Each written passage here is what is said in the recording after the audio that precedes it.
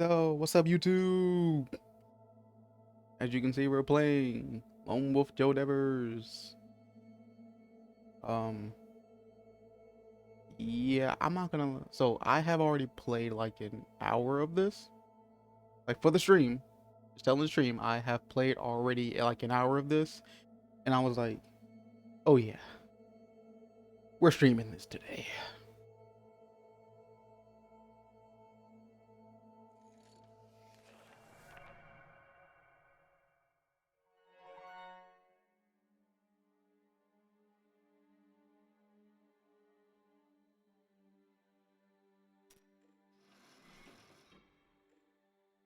So this is my first one,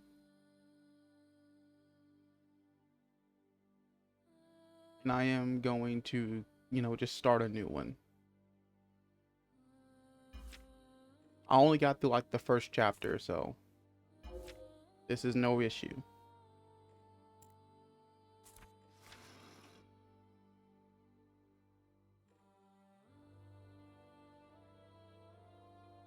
Okay. So I'm going to do the very thing I know for a damn fact I should not. I am going to read this out loud.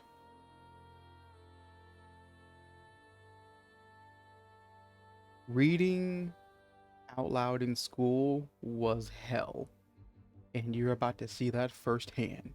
Get ready for the cringe, motherfuckers.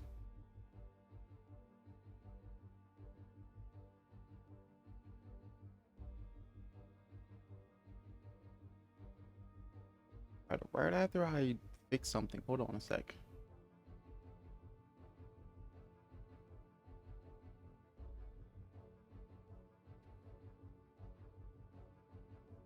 Okay.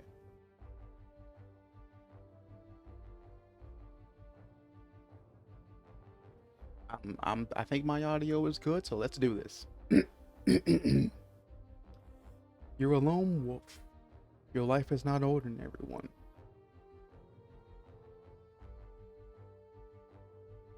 You assess and counter all challenges with...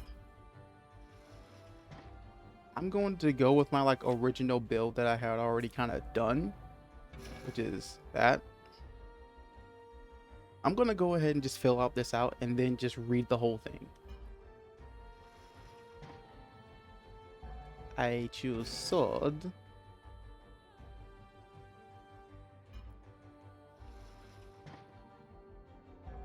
I chose trap. I chose mind. And then I chose this.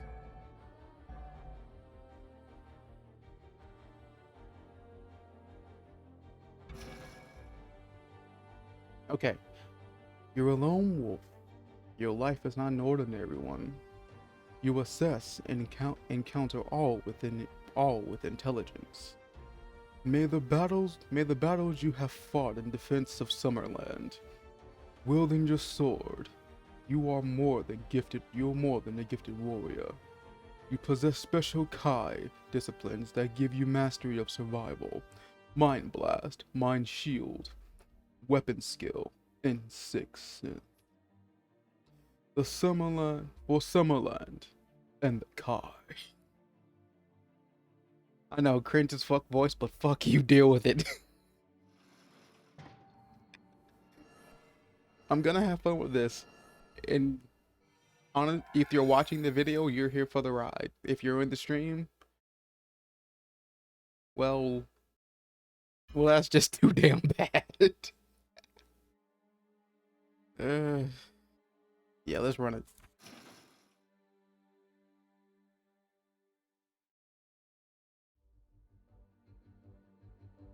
For many centuries, the Kai Lords defended their kingdom of Sommerland from the Dark Lords of Helgedad. Many battles were fought and won by the Kai, but finally came their demise.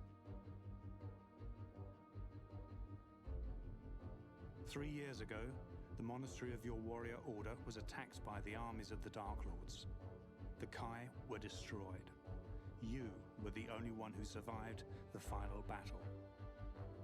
All seemed lost, but you retrieved the Sommersword, the one weapon that can slay a Dark Lord of Helgadad. You slew Zagana, the Dark Lord leader, and saved your kingdom from destruction. Now, the lesser Dark Lords hunger to take their revenge. It falls to you, the last Kai Lord of Sommerland, to crush their evil schemes once more. Damn, we spun the block on their ass? Crazy.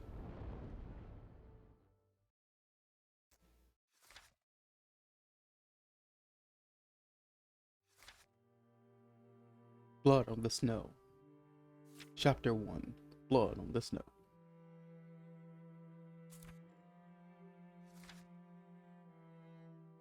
You're Lone Wolf, the last of the Kai Lords and sole survivor of a massacre that destroyed your entire warrior order.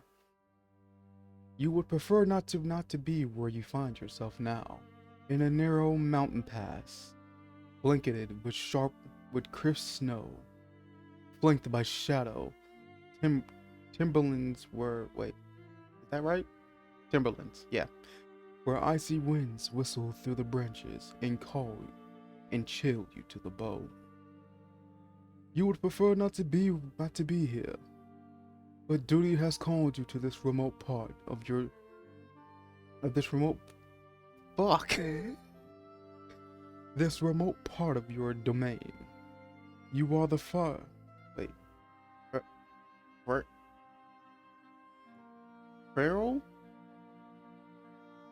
Fuck that word.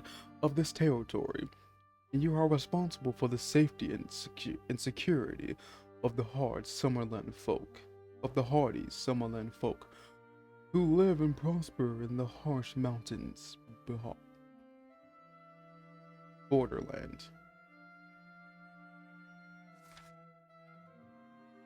You have received a disturbing report of enemy activity around the mining village of Rockstar. Fuck. And all communication with the village has ceased. Still not reading that. That the settlement may have been attacked by Garks and other Darkland riders.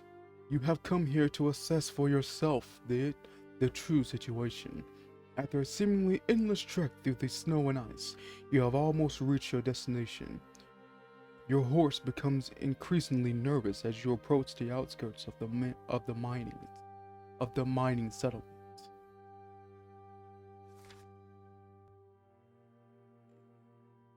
Look at that illustration for real.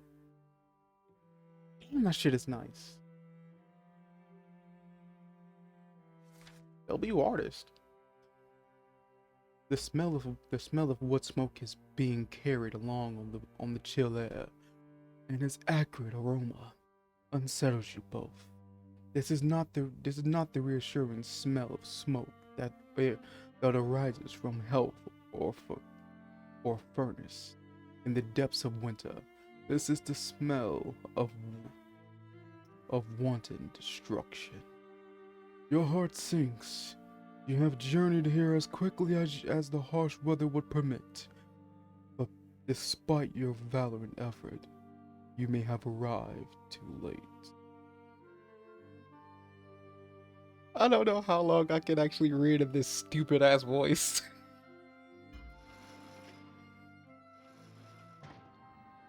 Alright, let's see what I'm doing here.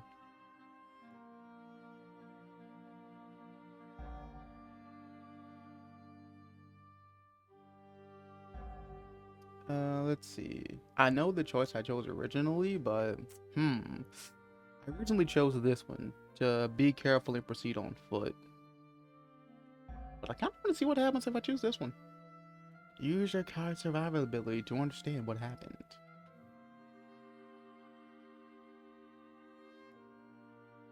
Not good.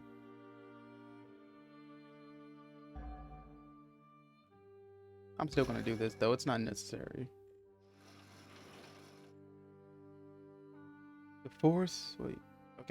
The forest clings to the steep mountainside on both sides of the trail. The ground here is very difficult to traverse on foot and impossible on horseback. It comprises it comprises, yeah, that's right, jagged rocks and loose shale.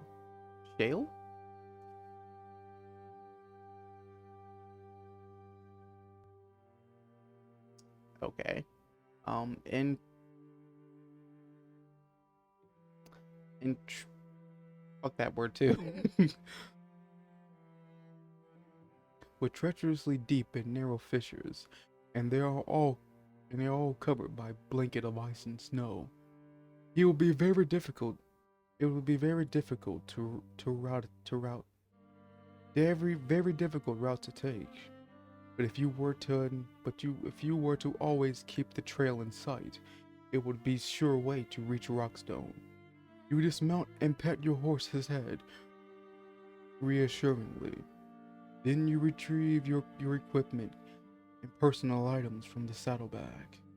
The horse senses that you must leave him now and go ahead alone. He neighs softly, yet sadly. Fear not, dear friend. Oh, I should probably do a different voice. Hold on. Fear not, dear friend. You have fulfilled your duty with courage. Now you must return alone to the monastery, where you will be safe. Go as fast as you are able. We shall be reunited before too long. Your horse lowers his head, and affectionately, he nuzzles your shoulder. He uniques to his fuck that word. Love and loyalty warms your heart. With the last pat of his forehead, you send him on his way, back along the mountain track and road that leads to the Kai Monastery. I hate this. I hate this so much. But onward I must go. I hate myself.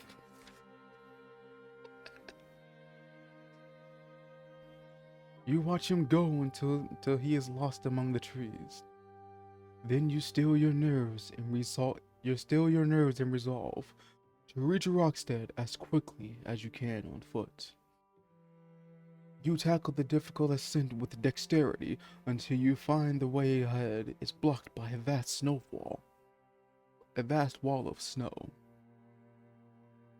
This obstruction is the result of an avalanche that swept down the mountainside a few days earlier, carrying with it many trees and loose boulders. The village of Rockstead lies beyond this great wall of snow and shattered timber. Kill me now.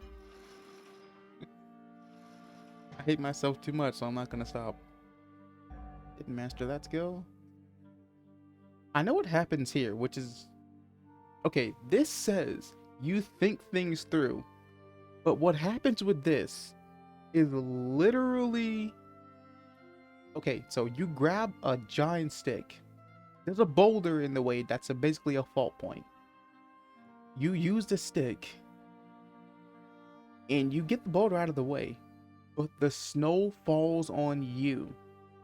How the fuck do you think things through, but not think about that?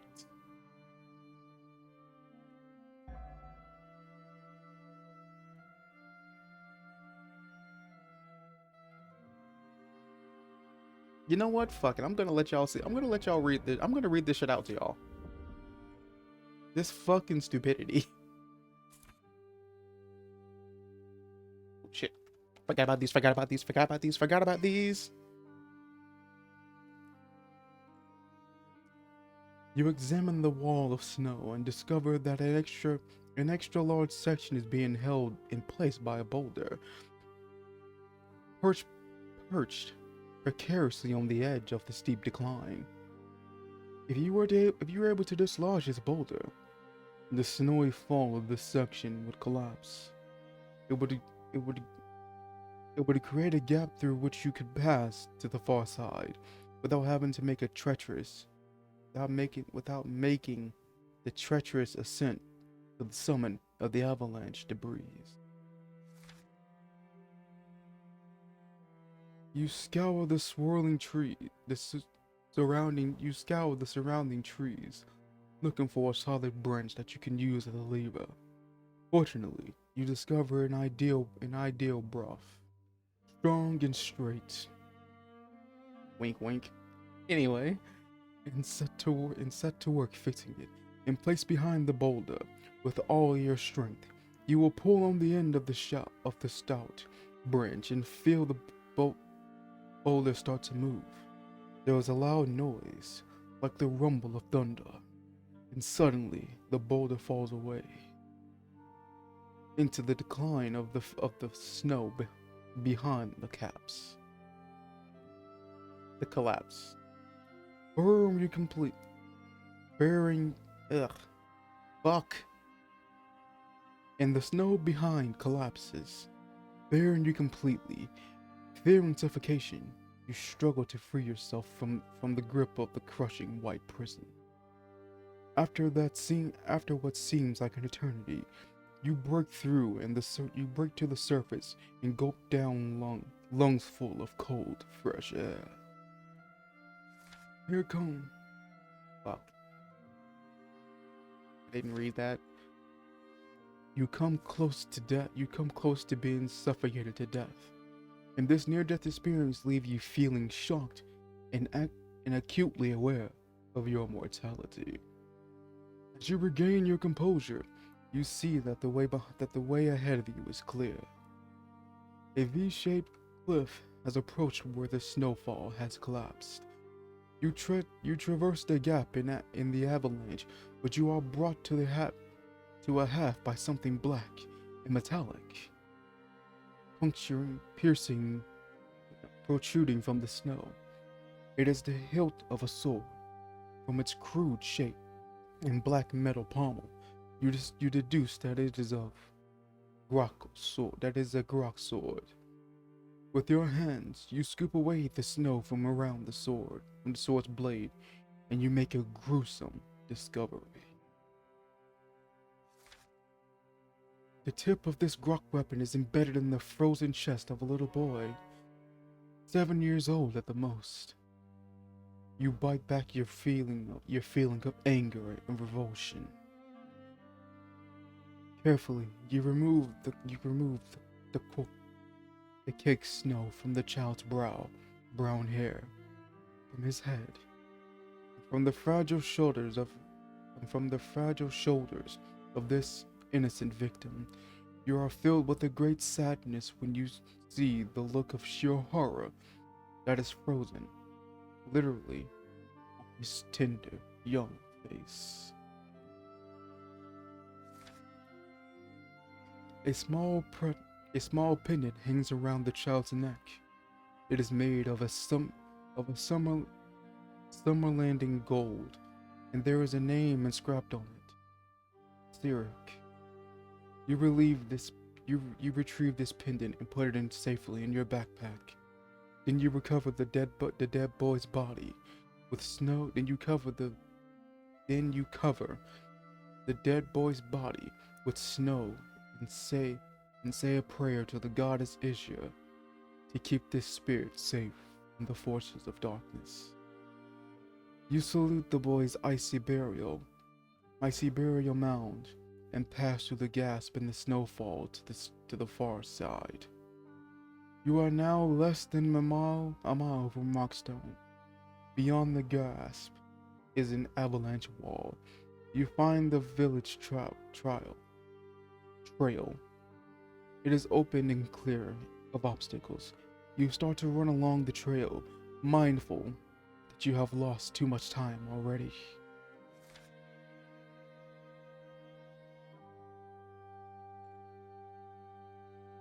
You follow the road as it snakes gently through the high timberland. And it is not long before you see the patch straighten as it approaches the entrance of Rockstone. A whirling gray spire of smoke is rising into the cloudy sky above this ravaged settlement. It is being carried along by the icy breeze that whispers and howls through the main street. A rustling sound makes you freeze in mid-step. Slowly you turn to face the sound and you see a pair of hooded amber eyes staring at you from the corner of the snowy foliage. They are the eyes of a wolf, an old male and descriptive patch of white fur in the center of his forehead. You sense that the rest of his pack is close by. The wolf pack leader nuzzles his way through the foliage and approaches you.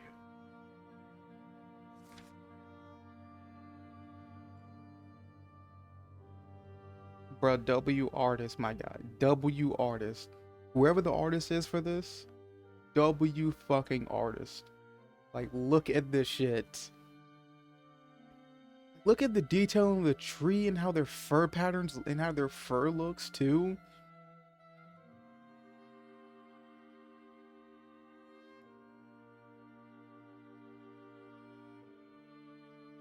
I mean, all I can say is just W art, my guy. W art.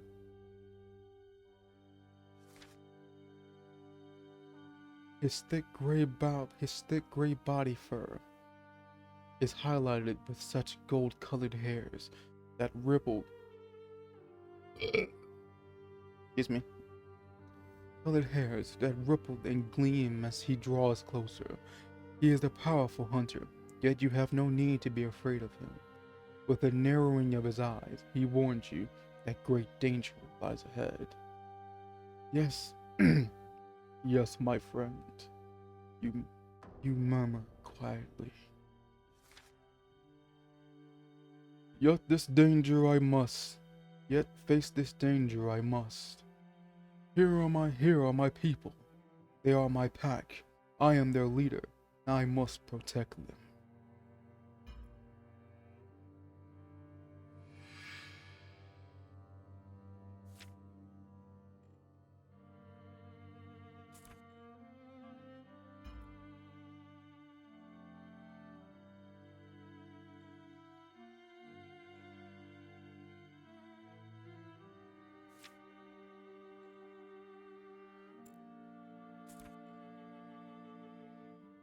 The village of Rockstone was once a thriving, vibrant mining community, nestling among the slopes of the surrounding mountain. Life here on the border with the dark lands is harsh, yet the villagers in Rockstone are hearty and industrious community. They are fiercely loyal to you, their lead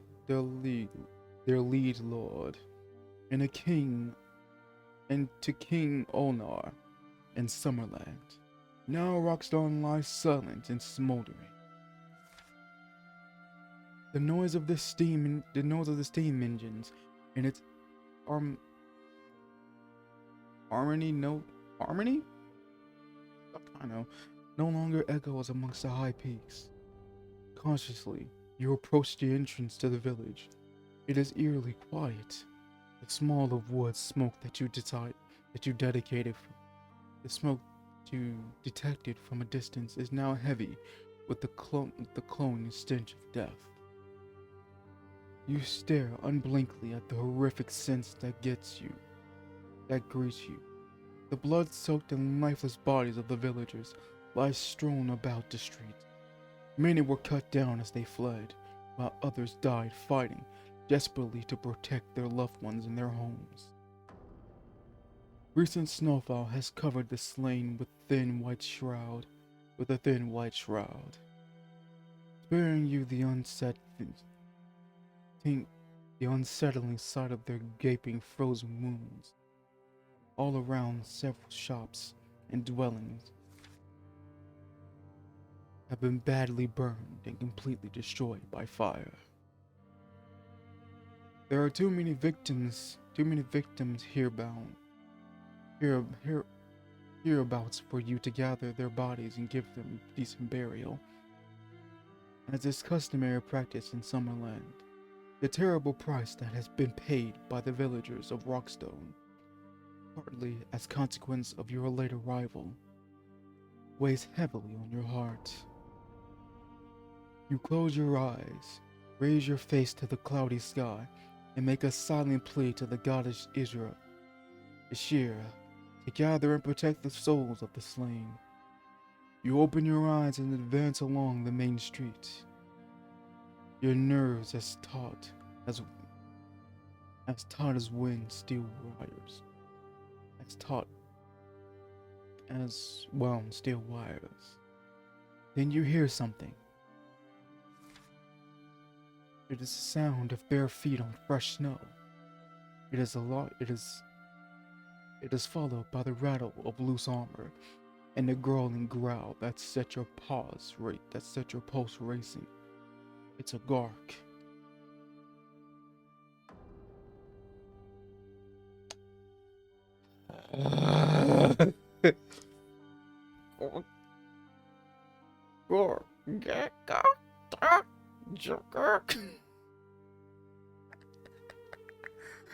Oh my god. It drools. It drools through its sharp, uneven teeth. You recognize the foul Gark language, and know enough of to translate its chilling utterance. I bring you a slow death. Your fears are confirmed by the presence of this hateful Grok. Rockstone has been attacked by Grok riding party. The creature stalking toward you is only one of many now occupying the village. The Grok closes in and definitely you stand your guard. Indefinitely you stand your guard. You can expect to receive no mercy from this creature, and you will give none in return. To battle!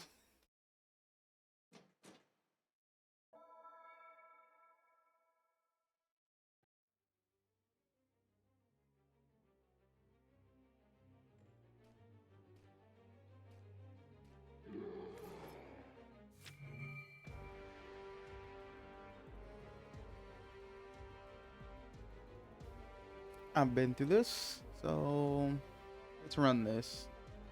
Quick attack. And run with a directional. Blood Muppet. And then I shall simply guard.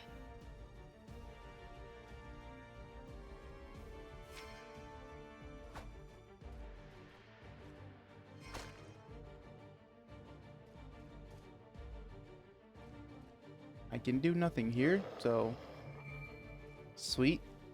Heavy attack.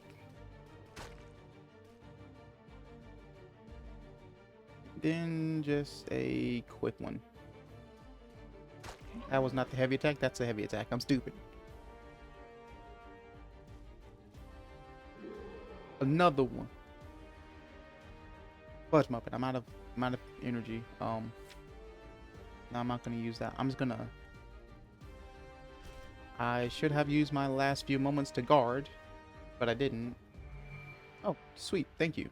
I'm gonna heavy attack you. Just fuck you. Then I'm going to quick attack you. Then I'm going to set for nothing, because I can do nothing.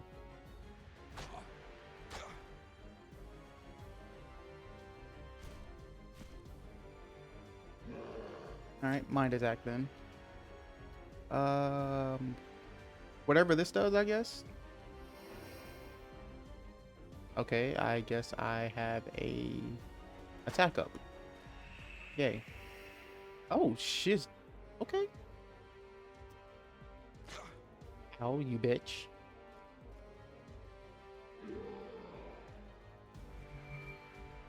And now you shall die for your insolence.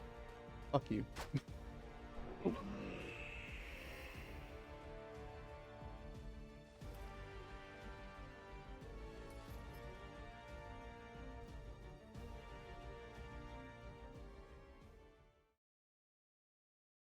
Bro did not earn that cold ass walk away, bro.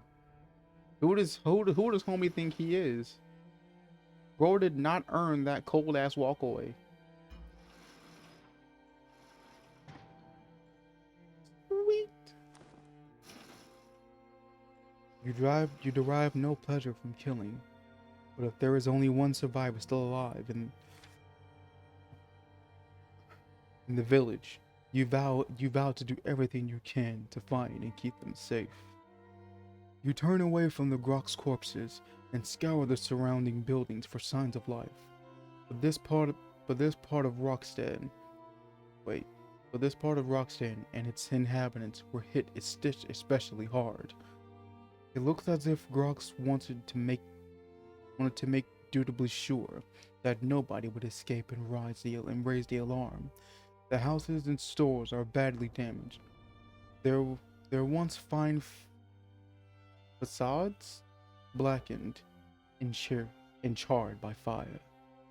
The closest building is near to collapse.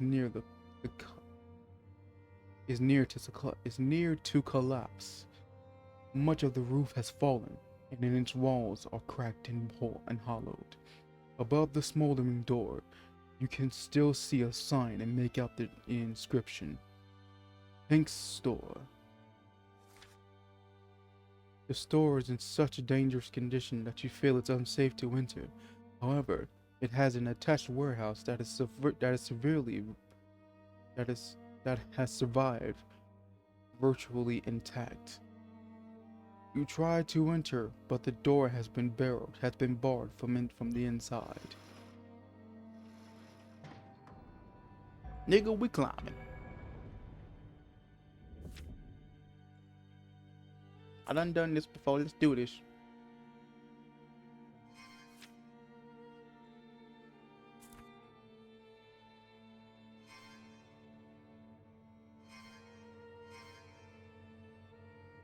With little difficulty, you climb the damaged the front of the building, and peer in through the gaping hole in the wall, directly above the main door. Below, you can see the storage area of this general store. Its goods and produce lies scattered everywhere. You sense the presence of Goks, although you cannot be sure how many are lurking here. Then they scuttle into view. They are fighting over a leg of crude ham they have found. Roughly, they claw and shove each other as they struggle for possession of this hunch of meat. You watch as they come closer to the bar door. When they are below your position, you decide to use the element of surprise to your advantage. You leap down and attack them, catching them unaware.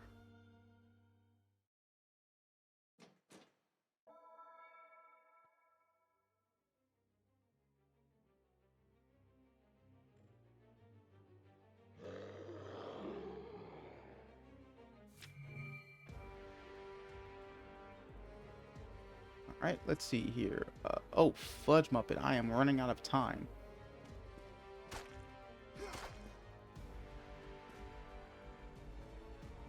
Okay, wait. Go. Parry. Okay, I didn't know that was an attack. I thought that was a parry. Ow, you bitch. You ain't gonna do shit. Oh, he did something. You motherfucker.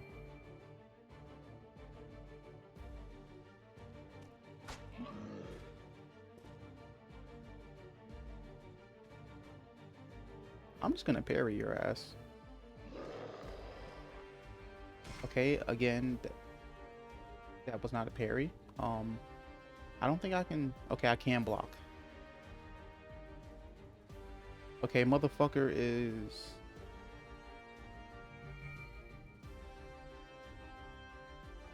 Heavy attack.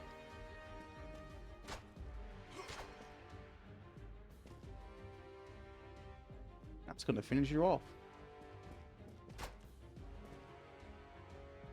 How did that not finish you off?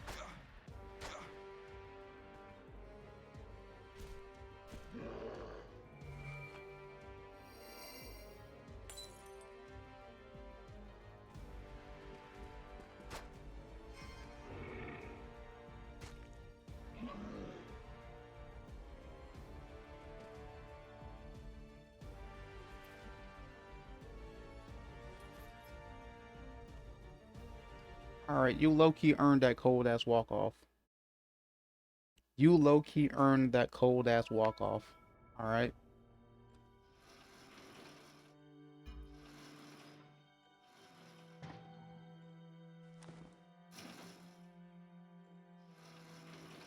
Before I start reading, I'm going to...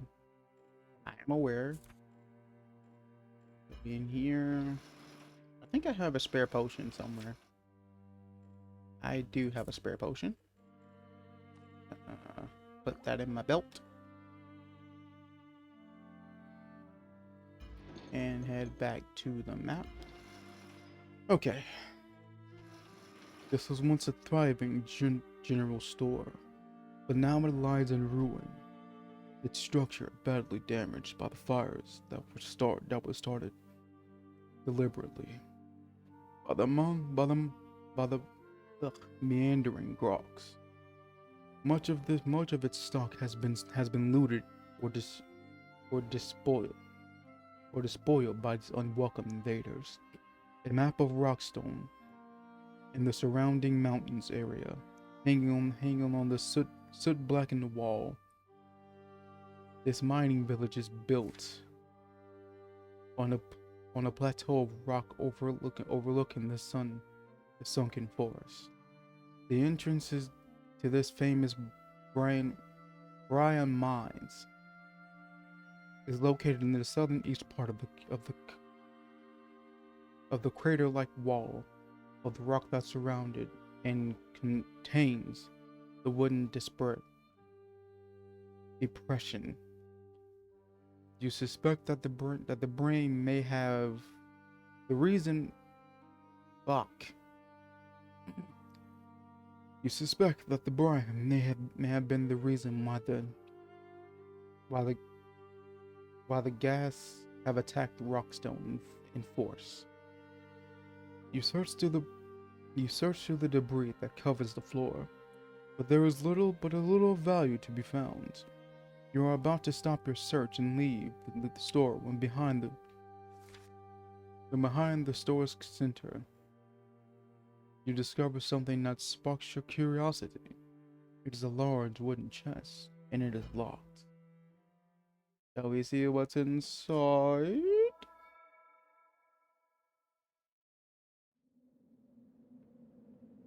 Now, since I've done this before, I already know this is Skyrim. This is basically just Skyrim lockpicking. Oh. No. No. Over here. Oh, yeah. Hell yeah.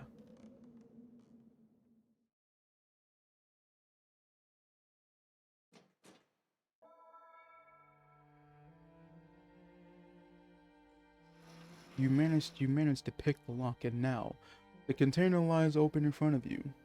You look inside to find some valuable items that could prove useful. Hell yeah.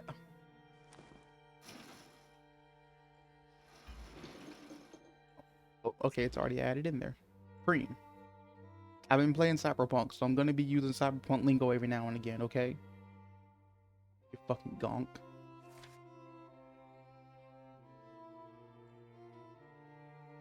Oh, wait. When you leave the store and return to the main street, A gust of icy wind bites into the exposed flesh of your face, and the sudden chill makes you shiver. The winter sun is completely obscured by the thick gray clouds, yet you are able to tell the time of day without its helpful presence. It is nearing midday.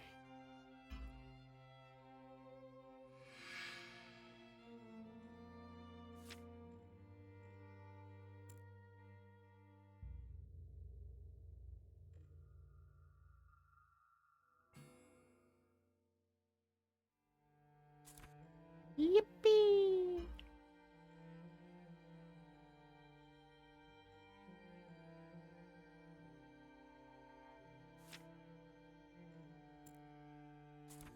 I think this is actually as far as I got. Then I decided, yeah, I want to stream and make a video of this, so you follow the main street tense. You follow the main street tense and alert, ever watchful for signs of human life and gawk raiders.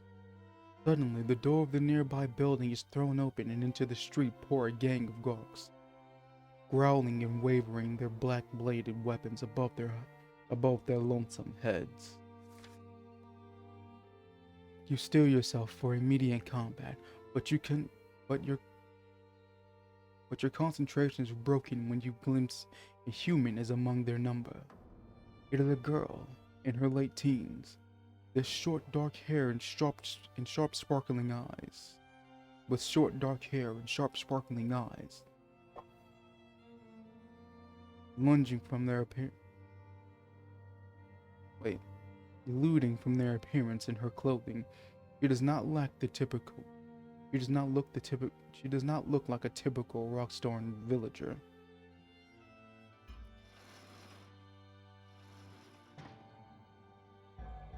I use mind powers. Good.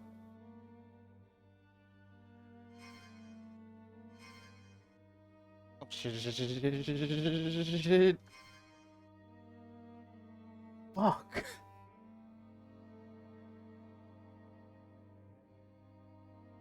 The Gawks are so preoccupied with the girl that they fail to see you standing openly in the street on the nearby street.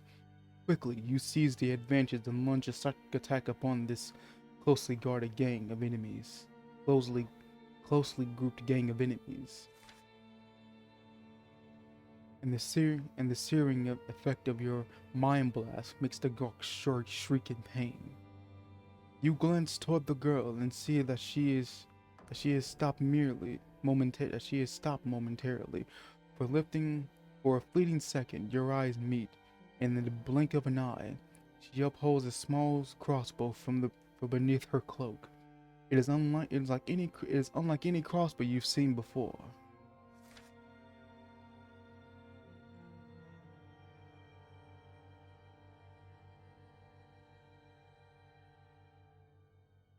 She is so fucking cool.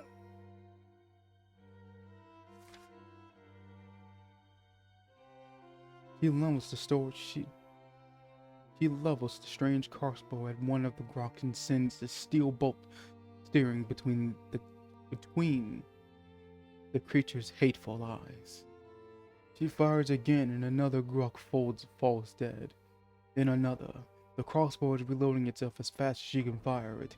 Quickly, she holsters her weapon and sprints across the street towards the cover and safety of an undamaged house on the far side. Your instinct is to follow her, for she is the only living human you have encountered so far. There are many questions you would like to ask her. Unfortunately, the break in your concentration gives the Grok some reprieve from your psychic attack, and now their shrieks of pain are turned to cries of anger. You raise your weapon and rush towards them, eager to slay them all before they can fully recover. From the effects of your key mind blast.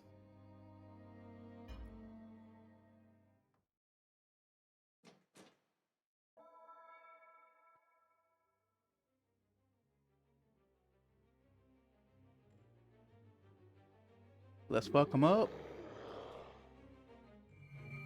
Alright, first things first. Heavy attack on his ass.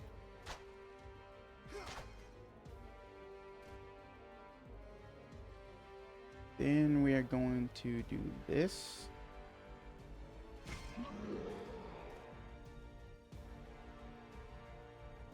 And I'm gonna block. Come at me, you won't. Punk bitch. Now I just gotta hold this. Sweet. You die now.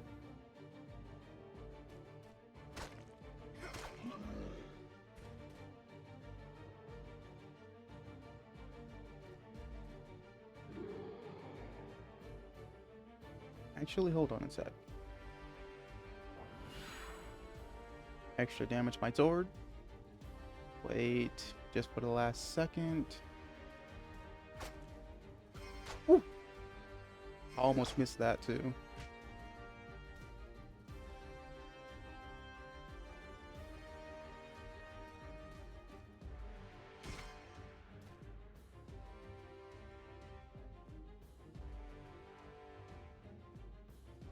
Played that pretty damn well. Way to go, me. Fuck it. No, I can't do it. Let's see. Kill them all.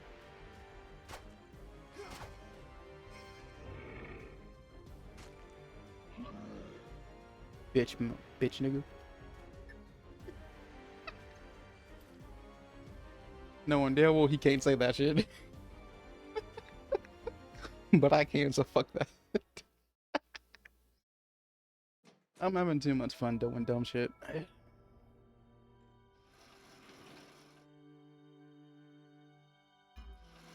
kind of loot do we get? Sweet. The girl is nowhere to be seen. You focus your gaze on the house opposite and detect fresh tracks leading towards the front door of the large house. It has escaped the fire that has ravaged much of this area. And clearly you can read the ornate sign fixed above the door. Redline the inventor. Redline the inventor. Stealthily, you approach the front door and twist its iron handle. It is locked.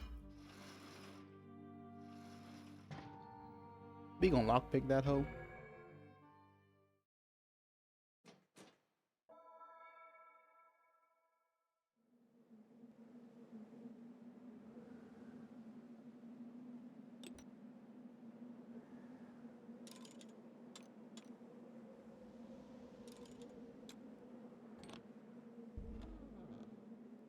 Hell yeah.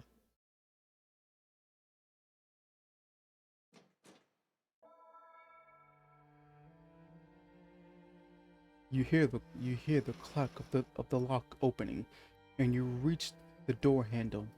One twist and it opens easily on its well-oiled hinges. Cautiously, you enter the open doorway and catch your first glimpse of the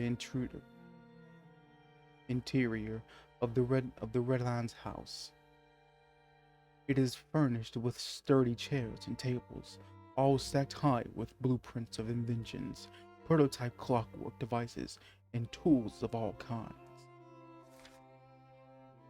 Your eyes adapt quickly to the dark interior, and your ears detect the scurry of female feet, shod in soft leather. From out the shadows, the girl comes running toward you. Who are you? She demands to know. I am Lone Wolf, and I am your liege lord. You reply, taken aback by the impurement tone. And you are? I am Ladara. Yeah, I actually read that right first try. I am Ladara, Jin Redalon. Is my father. Lindara's voice is tense and irritable. It's as if she resents having to answer your simple question.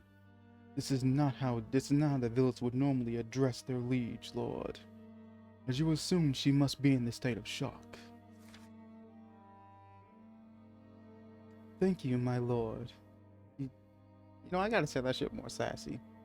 Thank you, my lord, he says, her voice dripping with sarcasm. So generous of you to visit our humble village. Such a pity you were alive far too late. Too late. Far too late. Her harsh words shock you into stunned silence. You are a little unnerved by her disrespectful and her fuck that word. Fuck, I can't read. We're not gonna be a dick here. We damn well could, but we don't really got the right to be a dick here. The girl is clearly upset by the calamity that has befallen her village. Her friends, her family. You soften your expression and try to console her sympathetically. I came as soon as I received word that you were in trouble. I have sent an urgent message to the king, and he will send troops here to deal with the Garks. Of that you can be sure. The girl nods her head, acknowledging your words of comfort, but she does not say anything in reply. You sense that she is not entirely convinced that you say what you say will come to pass. She goes to the front door and closes it before she says anything more. The girl goes and stands next to the latched window at the front of the house. Anxiously, she peers into the street beyond. She is fearful that more Garks will arrive soon and try to break into her house. You stand on the other side of the window and try to get her to talk to you. Together, you keep watch, monitoring gains of Garks. After a few minutes of uneasy silence, finally, she relents and tells you what has happened in Rockstone. She also tells you something about herself and her famous father. A large raiding party of Groks supported by Darken. Fuck that guy's name. Attacked the village. And the day before yesterday, they gained entry into the village. Oh wait, this is her speaking, isn't it? You gotta. Fine. A large raiding party of Groks supported by still fuck that guy's name, attacked the village, and the day before yesterday.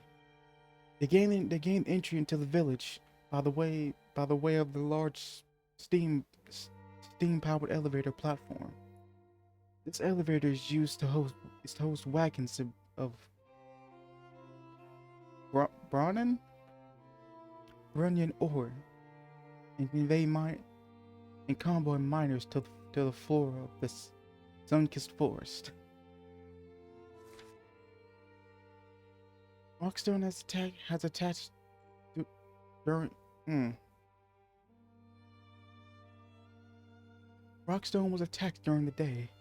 From this fact, you deduce that the raiders were not focused upon killing the townsfolk, since they launched their attack at the time when the village was last occupied. Many of the villagers were down in the sun-kissed forest when the attack began, either working in the mines or gathering timber. These lucky ones have all since taken refuge in the mines, which may as well have been the safest place to be at present and currently the easiest to defend. In my defense, these words are written a little wonky, which tricks my little itty tiny little peanut brain a little bit. So I'm trying. Unfortunately, the timing of the attack caught the most un unlin whatever that word is, villagers unawares and undefended. You recall the massacre site that greeted your arrival, and the shiver runs down your spine. The arms of the Dark Lords are cruel beyond reason. They delight in murder and mayhem and know no other way. Lenora is unsure about precisely what the raiders came for, but she stayed behind to sabotage the elevator. He attacked with the help of a traitor, of Toralor, the village sheriff. By doing so, he would prevent the Groks from pursuing and killing her kinfolk before they could reach the sanctuary of the mines. She has since played cat and mouse with the Groks, constantly moving and hiding, and avoid being captured or killed. She tells you that she removed the essential parts of the elevator mechanism.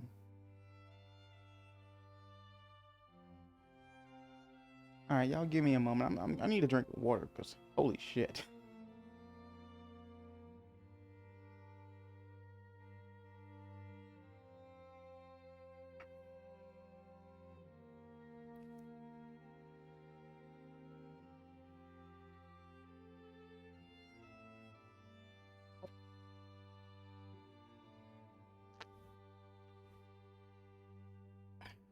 It's the good stuff.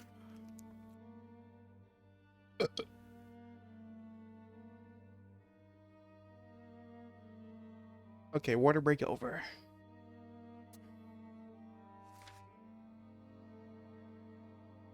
The compression valve, the drive chain, and the control handle. She has one of the parts in her pocket. It's the compression valve. The other two parts are in separate locations in the village. Landra tells you that Taylor, the sheriff, has the control handle, and that she hid the drive chain in the foundry near the ore smelting works, a large building located close to the cliff edge.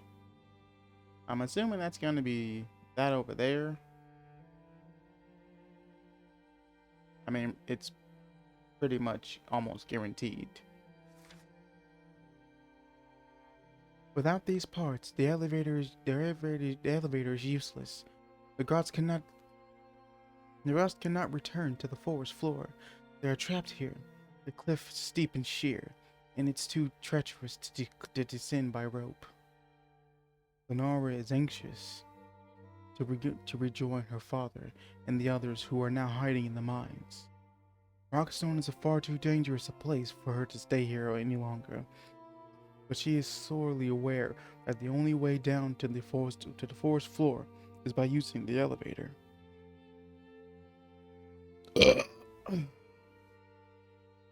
Had the burp there. I know y'all don't want to hear that. To do this, she must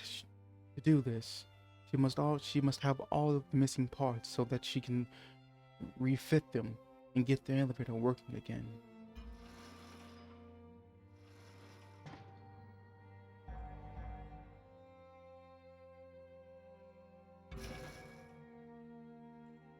You tell her you are impressed by her courage and she has shown. Your compliment makes her smile, but only a little. It's the first time you've seen her relax her stern expression. How have you been able to survive in this village full of enemies? You ask. Lenora's smile brightens. I follow my father's footsteps as an inventor. But my work is, how shall I say, less theoretical and more personal. She flicks back her cloak to reveal her holstered crossbow. I'm a crack shot with this. It's kept me out of harm's way so far, but now I have only a few bolts left. My ammunition's running out fast, and so too I fear my luck. She reaches to a vent to a to ugh to a velvet pouch hanging from her leather belt. She clenches an op she clenches a clasp budge. She clenches open its clasp and takes out a small metal cylinder, which she hands to you. I think this compression valve would be better off in your safekeeping. Please keep it secure. Our lives may depend on it. You take the compression valve and store it carefully in your backpack. Lenora stares directly into your eyes and says, I'm determined to join my father and my people in the mine. You have to come here to pursue the raid. You have come here to pursue the raiders and avenge the destruction they have wrought. Is that not so? If you help me, then I'll help you. You're going to need a working elevator to reach the fourth floor. Without it, you're not able to discover the reason for this attack. Lenora says. When the Groks discovered that I'd sabotaged the elevator, they were furious. In their blind rage, they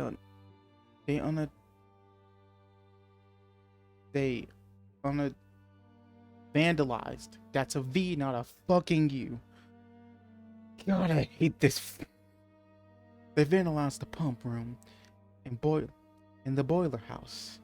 I must go there and make good any damage to the pump and boiler. It's no good replacing the missing parts if there's no power to the elevator. And while you're taking care of that, I shall search for the missing parts. You reply. Lenora nods her approval. Remember, she says, Sheriff Tuller has the control handle, and the drive chain is hidden in the foundry. I had little chance to hide it properly. There were 2 garlics chasing me, I recall. I threw it among other chains that were lying on the floor. It's very different from those chains. It's smaller, and it's well oiled. The foundry chains are dry and have much bigger links.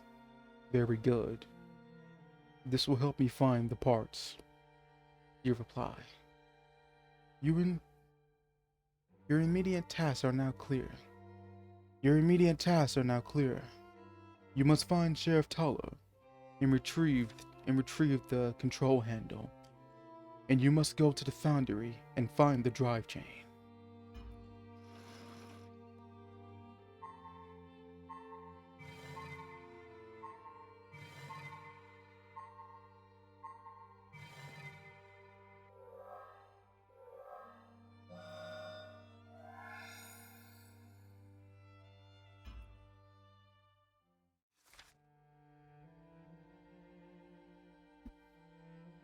Next episode, Blood on the Snow, Chapter 2.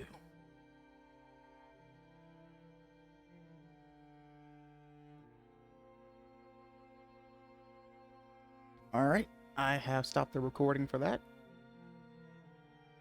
Now what I am going to do, I'm going to keep going with this, of course. Y'all just give me a minute while I organize my recordings and get this going. Where's my thing? Here it is. It's right here. I don't need the rest of these.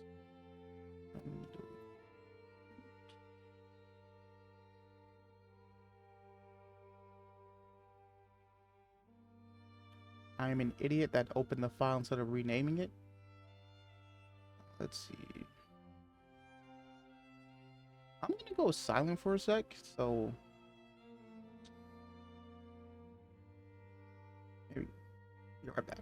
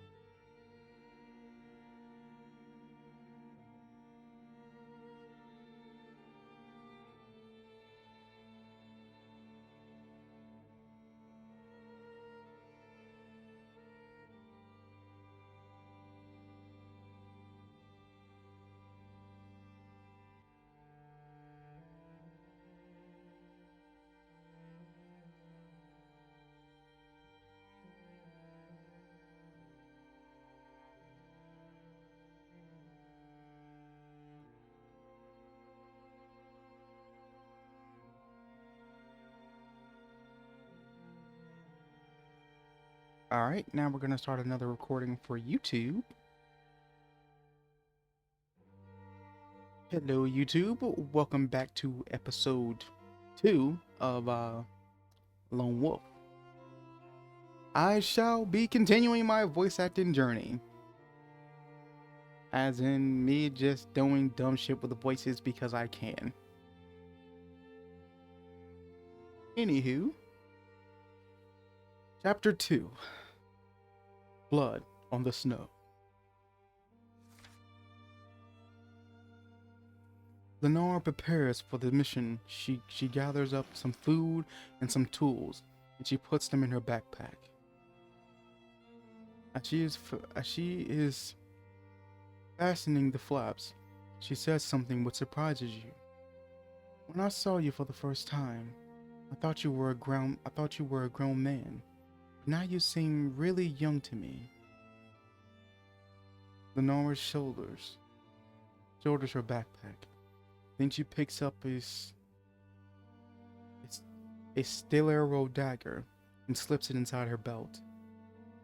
There's an old tunnel in the cellar of this house, she says, and it runs all the way to the foundry. My father and I often use it to go there and buy the brawn and iron we need for our inventions. You can use it as well to reach the foundry without having to take your chances out in the open. Or you can come with me and I'll show you where the sheriff's office is. The foundry on your own. Oh wait. The foundry on your own or the sheriff's office with Lindara. The choice is yours.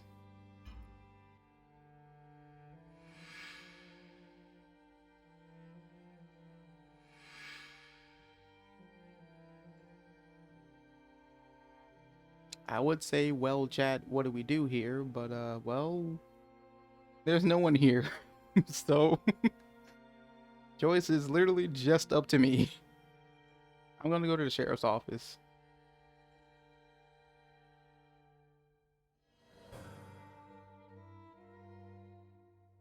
Your crossbow is nearly empty. And when it is, all you have left is your wits and dagger to use against the Garks. No, I cannot let you that risk alone. You say, with a forceful tone.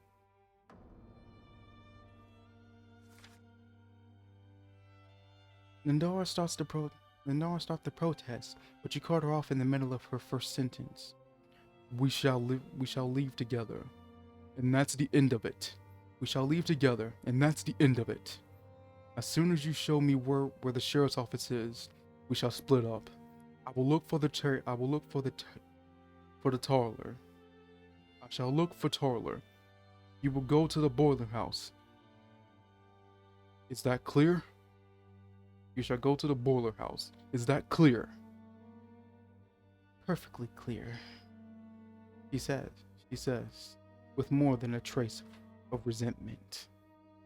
You draw your weapon and move to the door. Lenora stays by the window and scours the street for signs of Garks. It looks deserted, she says. Very well. Follow me and stay close. You reply. You pull open the front door and pause to make sure that Lindara is with you. She is standing in the doorway, her face frozen and expressionless. Then you hear a noise that makes your heart skip a beat. Garks are emerging from the shadows of the neighboring houses. They are fast closing in on all sides. Where's the sheriff's office? You shout. Excuse me. Where's the sheriff's office? Oh god. You shout. The man and Lenore tell you before a fight ensues. She points along the main street toward the end of the village at the cliff's edge. On the left, 100 yards or so. Is that all? Is is that all? Is that all? This is all she can say before the first of the Groks come running at you, with their weapon held ready to strike blows to your head and chest. Wait, did we get hit? Hold on a second. With their weapons held ready to strike. Okay, I thought we got hit. About to say, what the fuck? Run! Run! You shout. You shout. And Lenora is suddenly galvanized into action. She sprints away across the street as the Groks surround you and press home their surprise attack.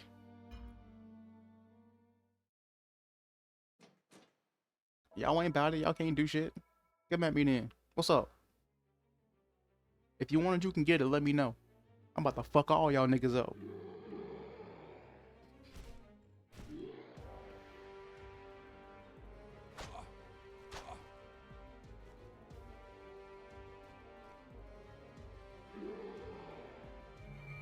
My turn now, bitch nigga.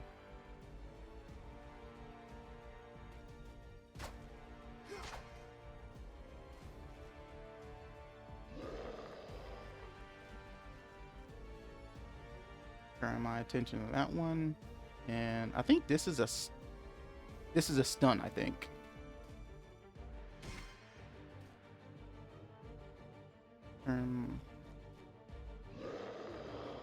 Okay.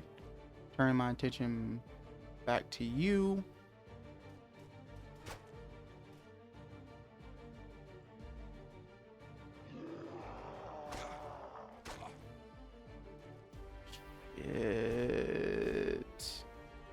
I am so fucked.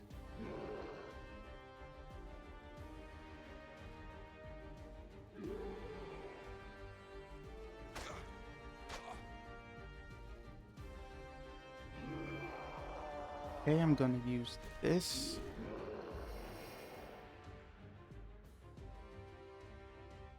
And I'm going to end you. How did that not fucking end you?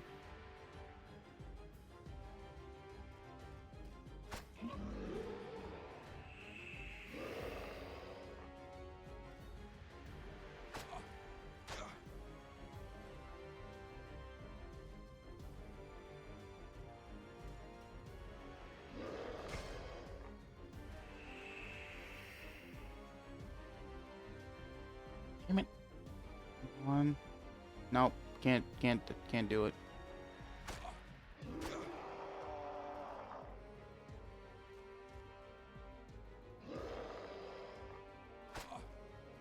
I'm dead here. Wait, I have potions, duh, dumbass.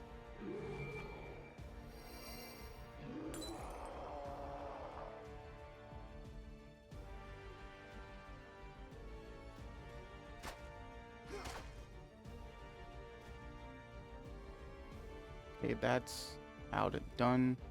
I don't know what this does, so let's find out. Oh, hello, auto dodge? Hmm? I'm like that for real? Damn, I'm like that?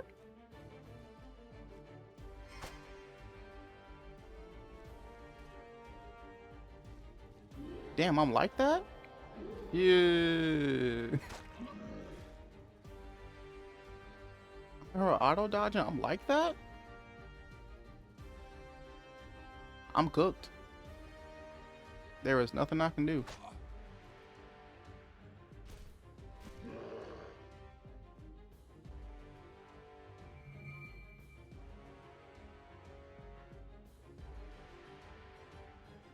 I'm cooked. Wait a minute. I was able to block, wasn't I? Fuck, I didn't notice.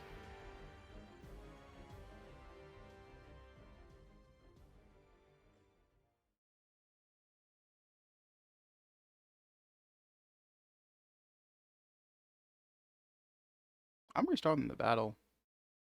Oh. Restart the battle.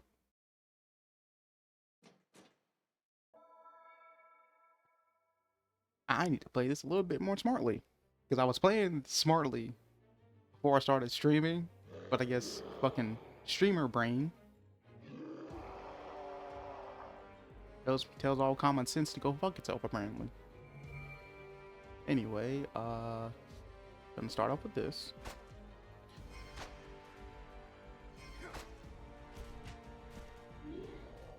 Damn, get fucked.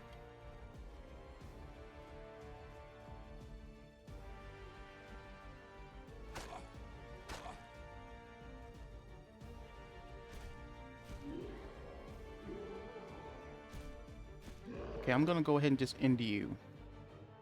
That way I only have 2 to deal with.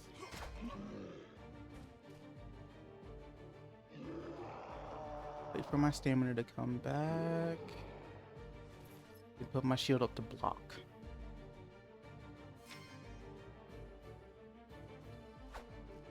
About to say, fuck you, man, dog. I hit that. Oh, shiitake mushrooms. I forgot about that one.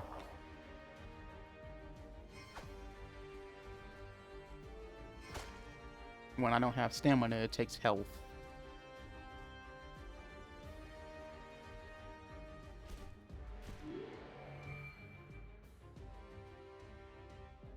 Okay, I'm just not gonna go for you then, stupid.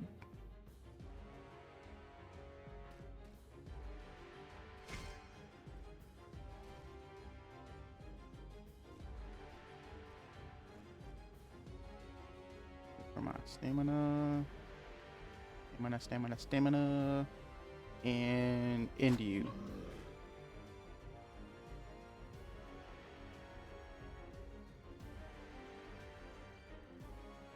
Since you're spending your turn blocking, I don't gotta worry about you.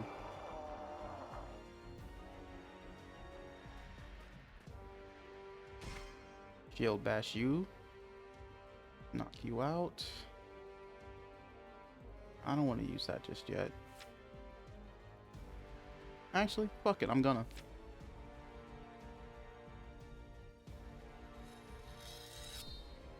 Run me my fade, nigga.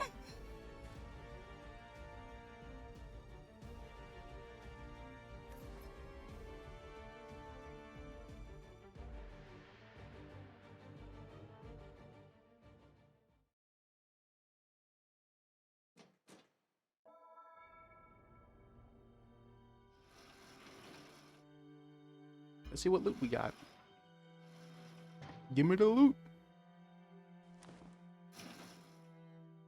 You approach the door of the sheriff's office and take note of a painted shield that is fixed on the wall. It bears the distinctive emblem Rockstone. 3 cross sledgehammers on a white cross field. Beneath a slated roof porch, the main door is held ajar by a booted foot. It begins to the body. It belongs to the body of a dead man, laying just inside the entrance. The stripes sewn onto the sleeves of the high colored jacket tell you that it's the Sheriff Taylor. He has been stabbed fatally in the back by a sharp grok sword. You push open the door and step carefully inside the dead man's office. A search of his pockets revealed nothing. They have already been emptied. You sense that his personal items have been taken by the same grok that took his life. You drag Taylor's body away from the entrance and push the door shut. The front room of the office is where the sheriff used to deal with his daily matters of law and order in Rockstone. Now those days are sadly gone. The room is dominated by the large desk made of Summerling oak. beautifully engraved with provincial emblems and the personal crests of some Somaliland heroes past and present. In a corner of the room, you see a large wooden desk with iron fittings, and at the back of the room, opposite the main door, there is a flight of broad stone steps that lead down to the gold cell below. This is where the prisoners are held before trial.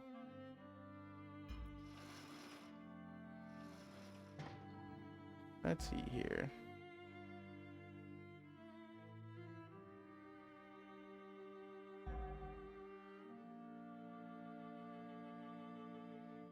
I'm gonna investigate the desk first. You stand beside the oak desk and pick up one of the several scrolls that are held upon the table's green leather surface. You unfurl it and begin to read the contents.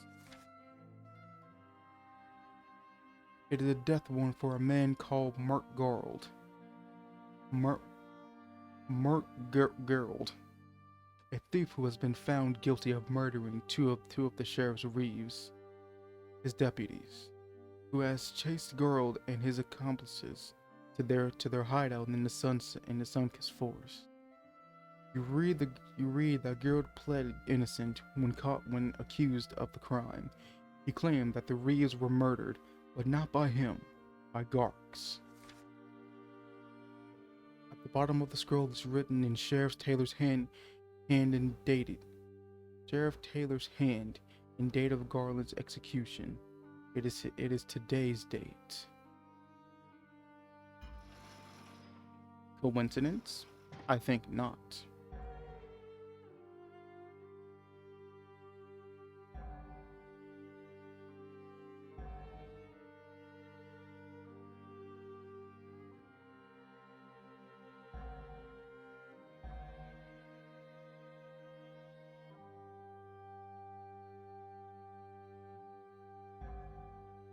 What lock am I picking? Hold on a sec. I thought I'm supposed to be like going to see the cells, right?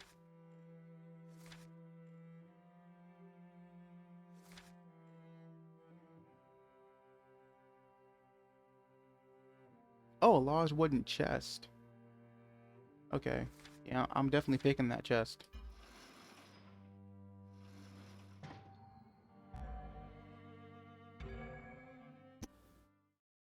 I'm a little loot goblin, so I'm picking that chest.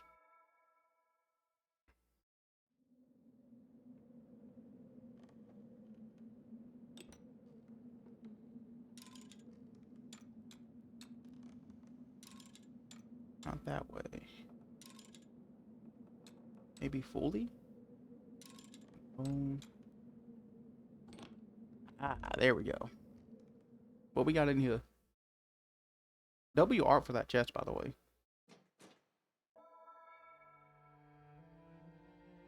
You managed to open the chest. It seems that the sheriff had made provisions to withstand an attack by sheltering inside his office. However, when he was compared to organized resistance to the attack, he left the office with fatal consequences. Clearly, these supplies will be of no use to him any longer. Loot goblin! Gimme, gimme, gimme, gimme, gimme. Ooh, some nice stuff in here. Eek.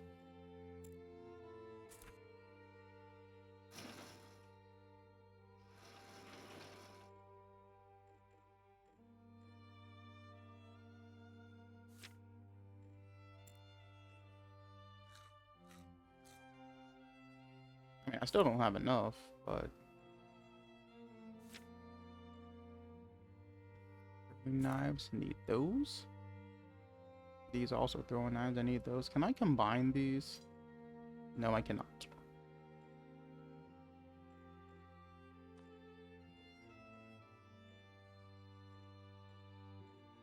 What's this? Superior leather. Can I use this to upgrade my armor or something? What does that say? Uncommon leather used by merchants to upgrade weapons and armor. So I can. I'm keeping this. What's this? Leather. Common leather used by merchants to upgrade weapons and armor in bags.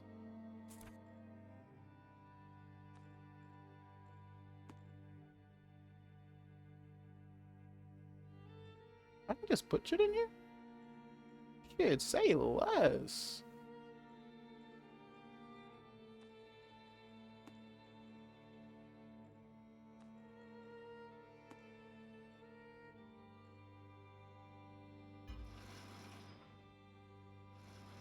Run me my shit, cuz. Fuck. Okay, why would I take ash? Uncommon timber used by merchants to upgrade weapons and armor. Fuck. Hold on a sec.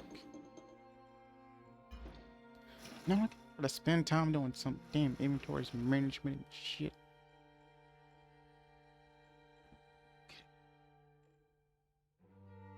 All of this stuff I need. So what about this? Bread. This restores power.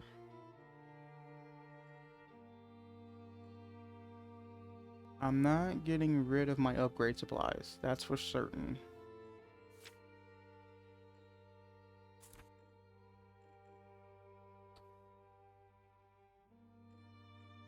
How much space do I need exactly? Let's see.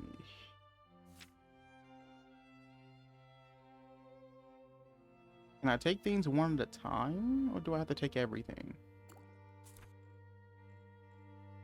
Okay, I can take things one at a time. That's good.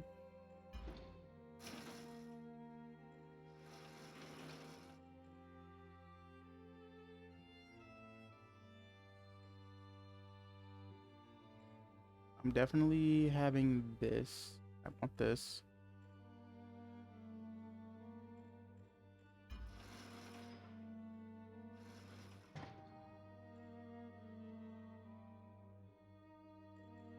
What are you? So vocal, increase intelligence by 10 for 10 seconds. I am not taking that. What's this? Damage can be equipped in the offhand. I'm keeping my shield. I'm taking that. And I am taking this.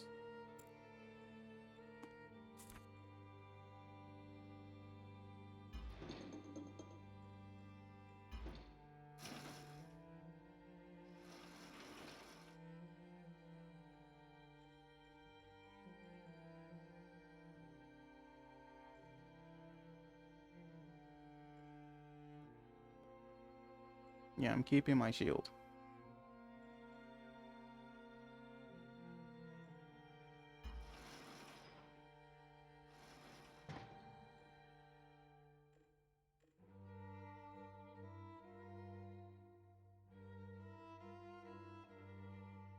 I mean, I can take one of these to sell it, so...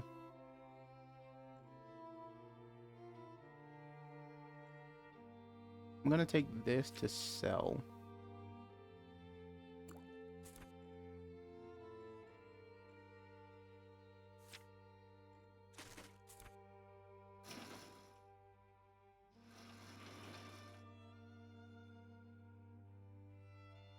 You descend the steps and arrive at the guard room. Rough hound from the Grantal bedrocks. It is light by an oily torch that radiates dull amber light. It is sparingly furnished with a table, 2 chairs, and a food cupboard. There are 2 cells adjoining the guard room. One of them is empty, but the other is occupied by a tall man with a large beard and strong calloused hands. I'm gonna go back to the map.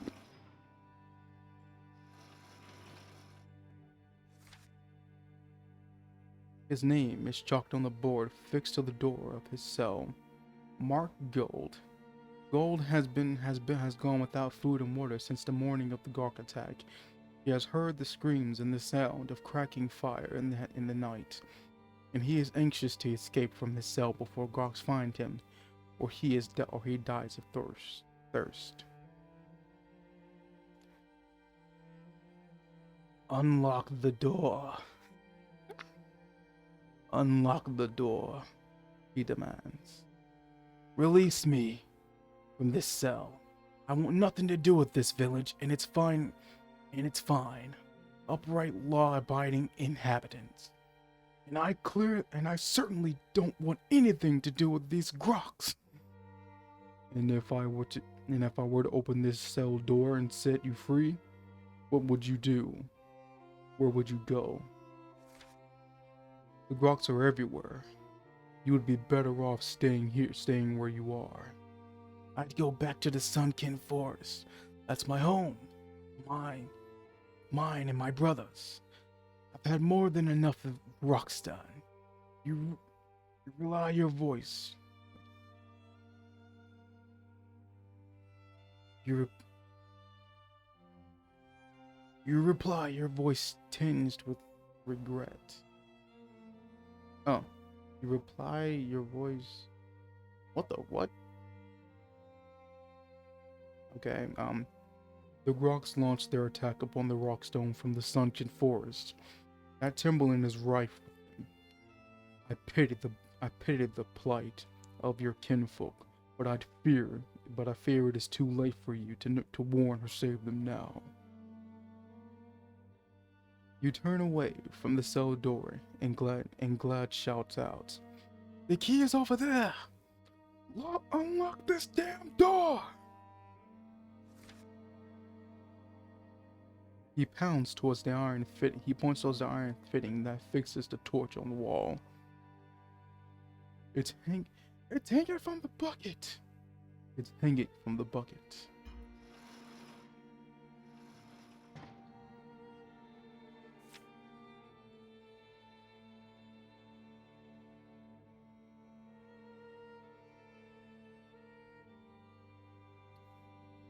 Ooh. Making any decision? You trying to gather more information? Hell yeah, I'm gathering more information. The fuck I look like an idiot? You want to know more about this person before you decide his fate. Why have you been put in this cell? You ask. There must be some reason why you've been locked up. Is this not so?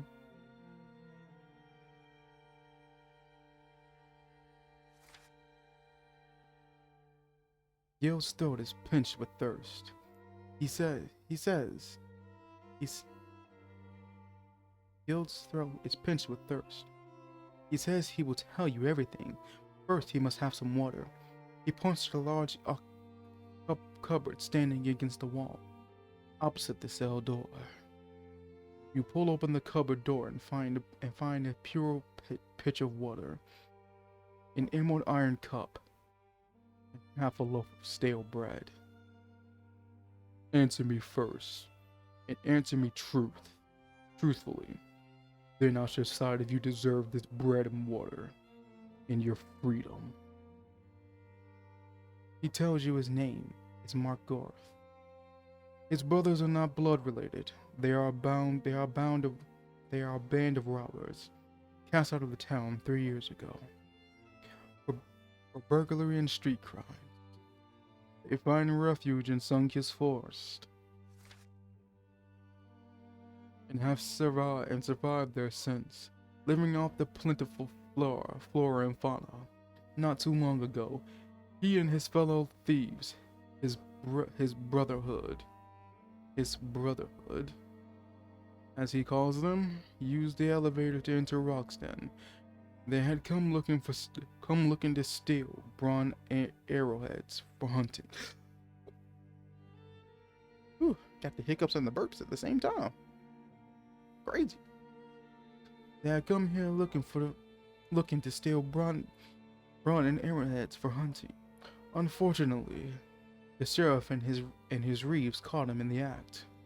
They ran back despite desperate to escape, but the sheriff apprehended them before they could get away. His brothers were more fortunate. They made good with their escape and returned to their lair in Sun-Kissed Forest. The reeves were killed during the chase, and he was blamed for their deaths. He tells you that he and his brothers are innocent. These reeves were killed by Grox. They are mindful of the fact that if you leave him locked in a cell, it will be the only matter of time before the Grox find him, or he dies of thirst. If you release him, you will at least have a chance to survive. You may be a slim chance, but it's better than no chance at all. Again, this is where I would ask chat, do I leave him or let him go? But there is no chat, so I'm making this choice on my own.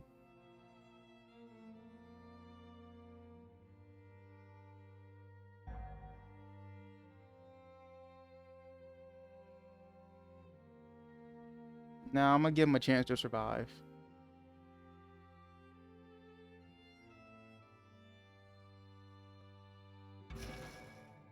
You at least deserve the chance. You walk over to the torch and unhook the key from its. You walk over to the torch and unhook the key from the black iron bucket. From the black iron bucket, Griffo look relieved that you have decided to let him free. You twist the key in the lock, and the heavy door cracks open. Guild rushes forward and shakes your hand in grief and gratitude, but with such forceful enthusiasm that you have to push him away, for fear he may break your wrist. He reaches into the pocket of his jacket, and for a moment you suspect he may have concealed a weapon, but quickly you sense that he harbors no ill intent. He simply wants to give you a token of his appreciation. It is a plain wooden ring, carved from Summerlin oak. It's the mark of my brotherhood. It's the mark of my brotherhood. What voice did I give this guy again? I don't know. I was gonna give him a new voice. It's the mark of the brotherhood. It's not much, but it's all I have. You accept this ring with his call outs, with his fuck. Whatever. Fuck that word. Palm. And step aside to let him leave this dying cell. Giller rushes through the open door and scrambles up the stone stairs. You bid him good luck as he disappears into the room above. Good luck, mate. You're gonna need it. Fuck. I'm gonna keep this ring. I feel like I'm gonna need it.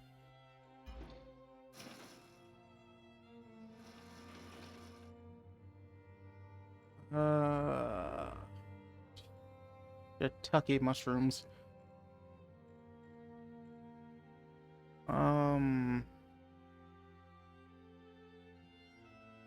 I want to keep my supplies to upgrade my stuff, so as bad of an idea as it is, I'm gonna discard the loaf of bread.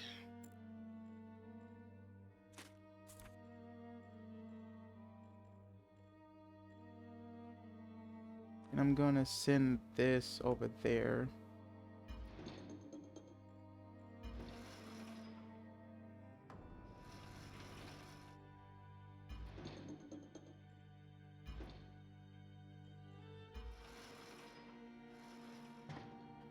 So that I can take the ring.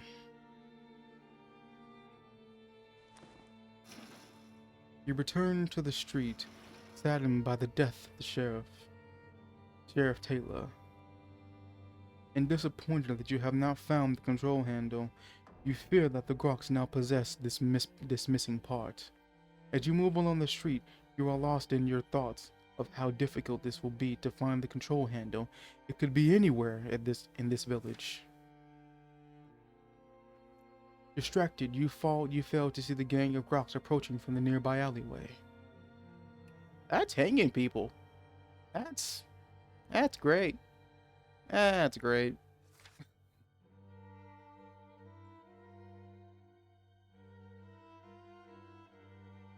Bruh, this artwork is fucking fire. Like, yo, this artwork is so fire. W artists, bruh. All the artists involved with this artwork, like including the map here, W artists. So far, W story too. UI is actually pretty good too. Nice and simple, easy to get track of. Shit, I got nothing bad to say about this game right now. I'm loving this. If you couldn't tell. I'm not reading that again. I'm not reading that again. And they come rushing towards you with their weapons drawn.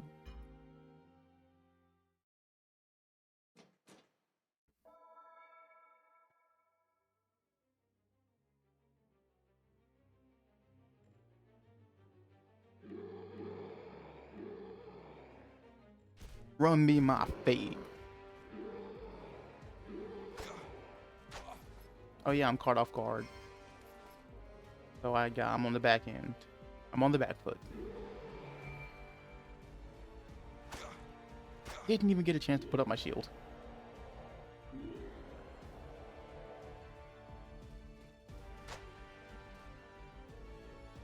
Okay, I got stamina to burn, so I'm certain one of them is going to attack, so I'm going to put up my shield.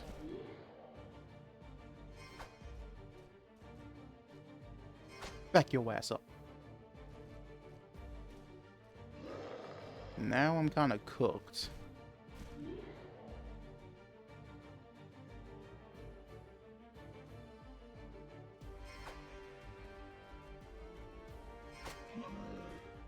Stupid. Now I'm gonna let you get the chance.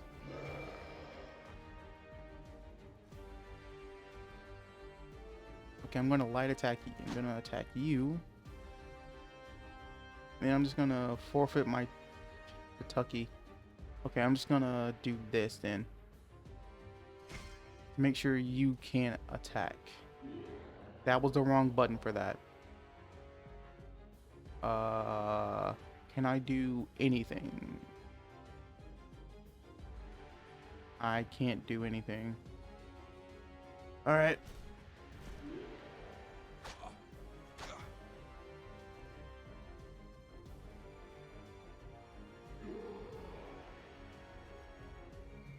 Okay, activate bear trap.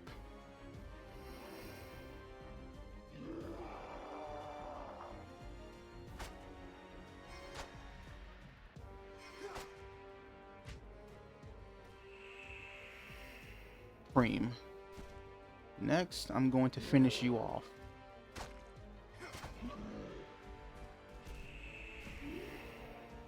Nova. Alright, I don't have my shield ready, so I'm kind of cooked here, but I'm at full health, so I'm good.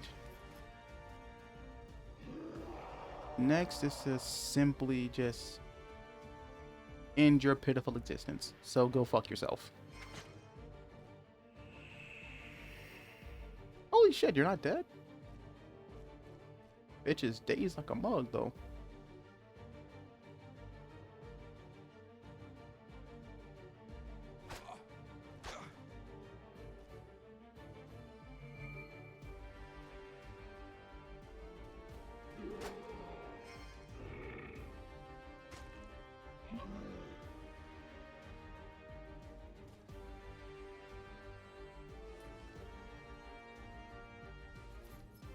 I'm not gonna lie, this guy is pretty fucking cool. This guy is pretty fucking cool.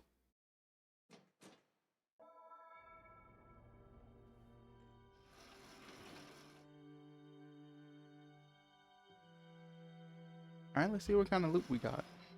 Give me the loot. Arrows, crossbow bolts. Fuck.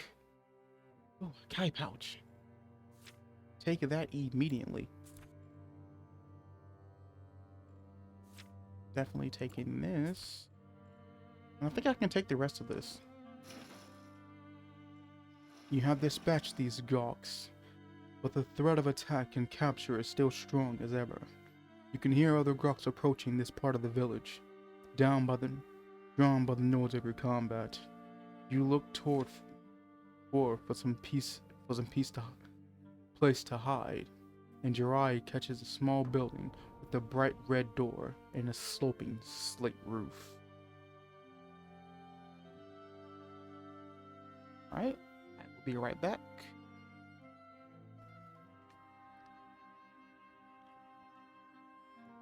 Y'all can't hear anything.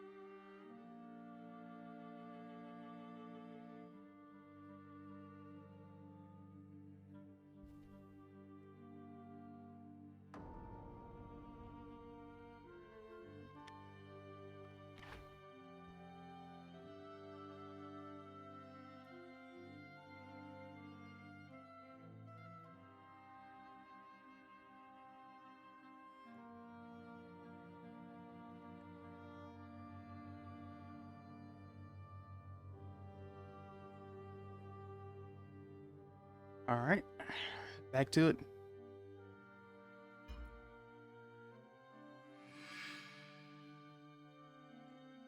I am definitely meditating if I can. I'm not gonna risk it. I'm not gonna risk it.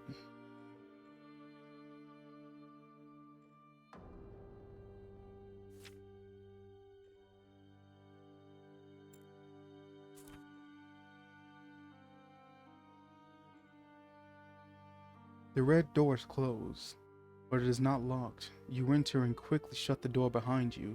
It is a simple village door, simple village doctor's office, and it appears to not have been searched and despoiled like so many other buildings in this part of Rockstone. At the rear of the office, Periton,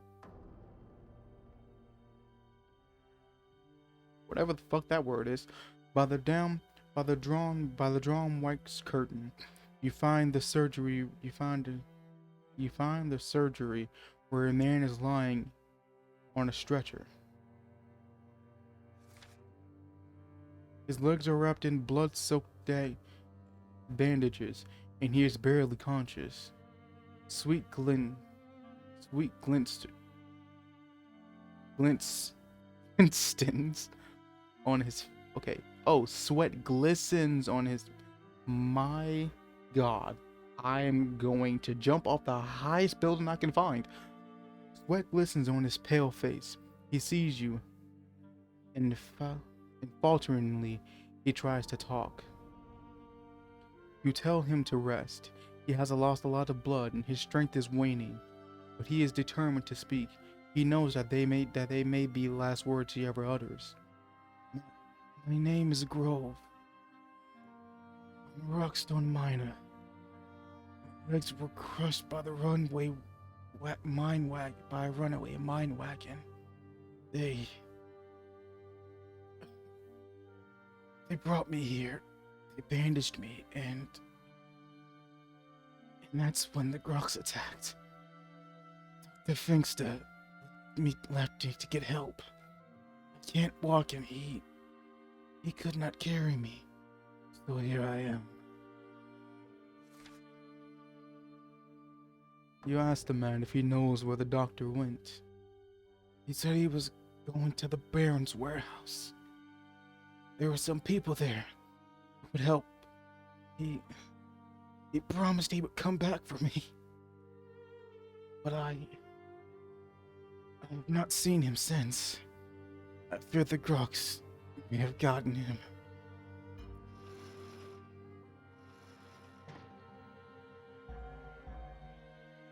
I did not master healing.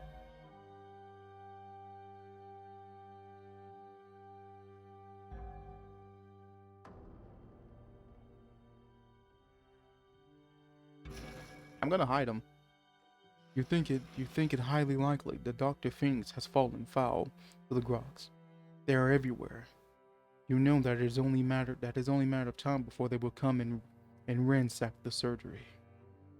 You now find yourself facing the same dilemmas as the doctor did.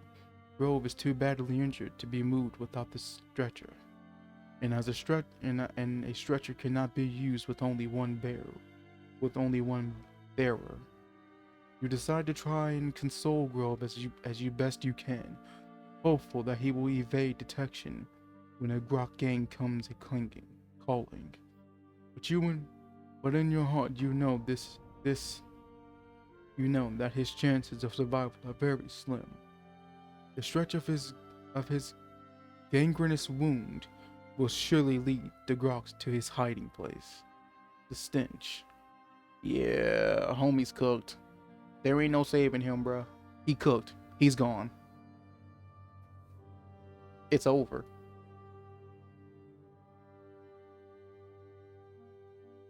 There is little more you can do for him now. Reluctantly, you leave Grove and return to the Red Door.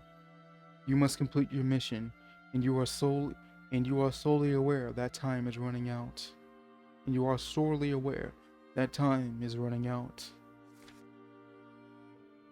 You leave the doctor's surgery and continue along the street, but you have taken fewer than a dozen steps before you are confronted by a new threat. A solitary Grok is approaching the main street from the passageway next to the surgery. Its hateful eyes dart everywhere, searching out for something to steal or someone to kill. This sharp-eyed Grok may have seen you leaving. It could tempt it to find out what lies beyond. The Red Door. You cannot risk Grove's survival by allowing this watchful Grok to live a minute longer. To death it will be. To death we'll send it.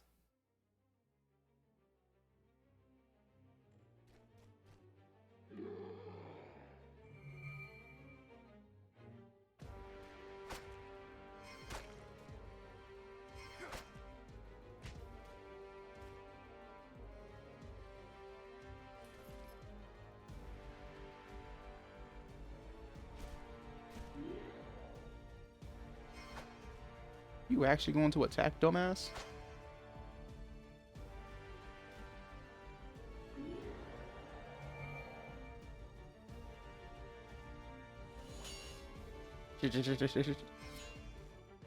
You gotta warn her brother before you do some shit like that, dog. Come on.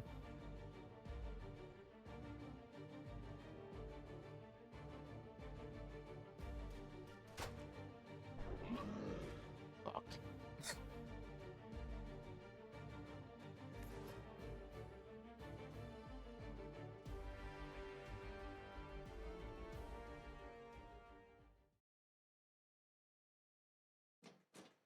Was it seriously just that one? I expected more to show up. Well, either way, give me the loot.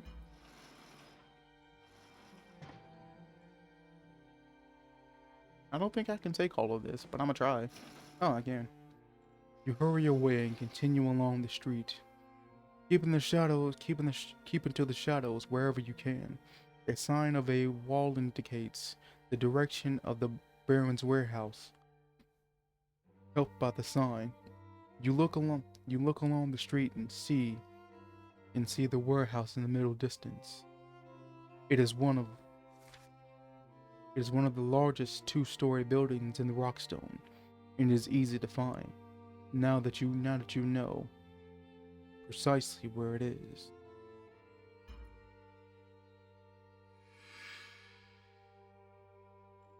Hopefully here I can meditate.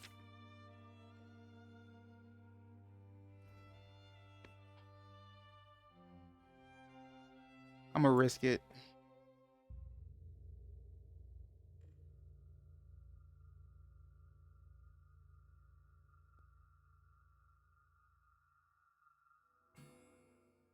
Oh, okay, good.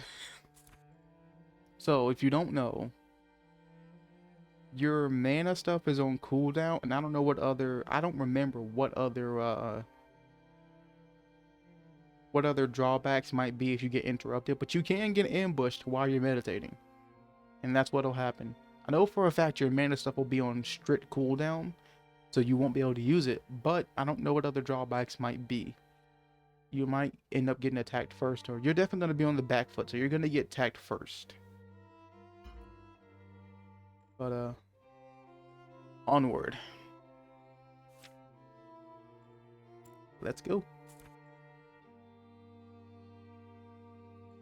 20 crowns are sitting in line upon the apex of the great stale roof.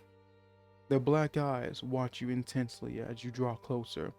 The great double doors at the front of the warehouse are shut, and all in the building's windows have been smashed. There are heaps of splintered timbers, broken crates, overturned hand carts used for transporting bronze and ingots,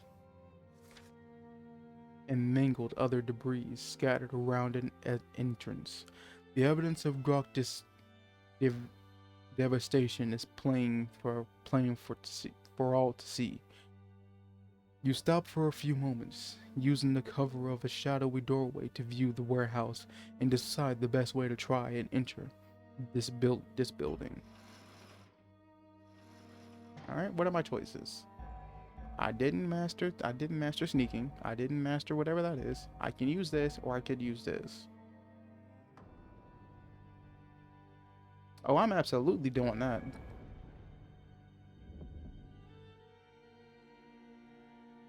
Jesus Christ, I hate these. Yeah, another one? Fuck!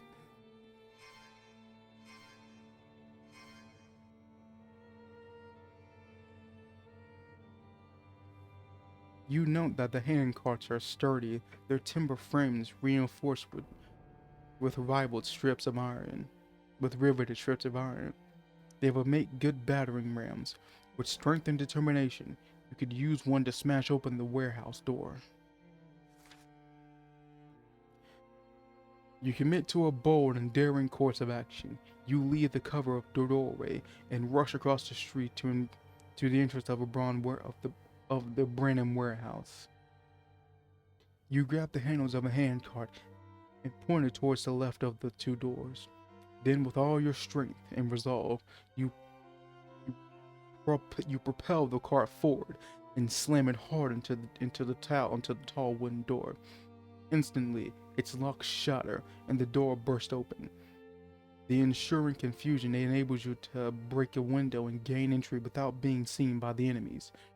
Their attention has been captured by the effective diversion you created. Hell yeah. Who the fuck are you? And why do you look so damn cool? Shit. I gotta fight you. You're gonna be such a pain in the ass. You soon discover that the warehouse is occupied by a platoon of Grok raiders, led by the Darkham warrior clad in black battle armor, and they do not take kindly to gate-crashing guests. Run me my fade, bitch.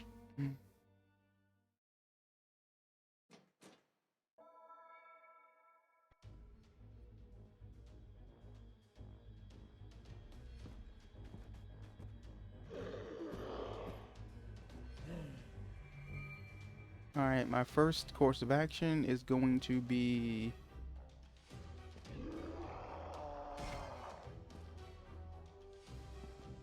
Fuck. Yes, it worked. Good. Next course of action, this.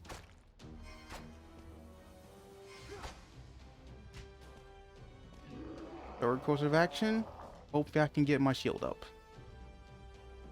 Shit, I can't. I can now. Haha.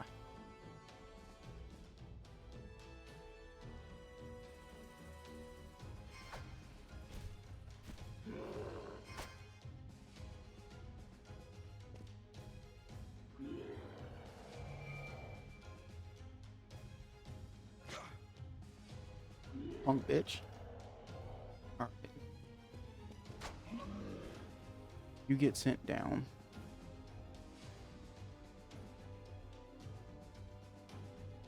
I'm gonna take the damage.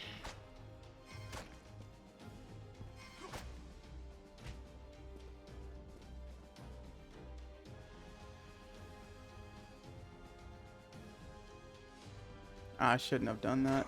Ooh, Lord. That's a rough one. Alright.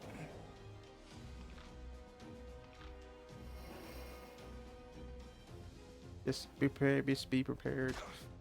If I survive this, fuck.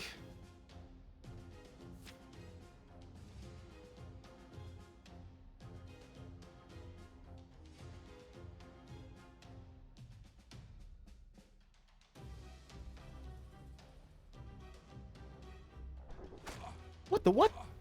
I did the thing. It. Okay.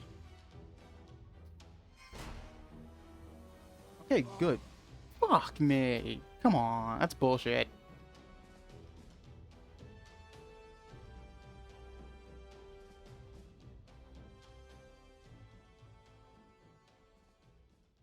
Okay, let's restart the battle.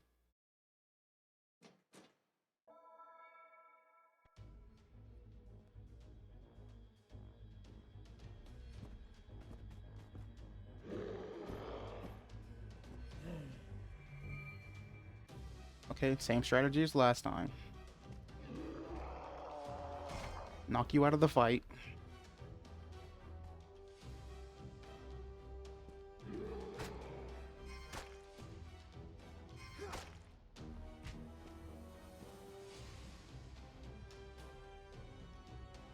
And wait for my stamina to come back. Bullshit.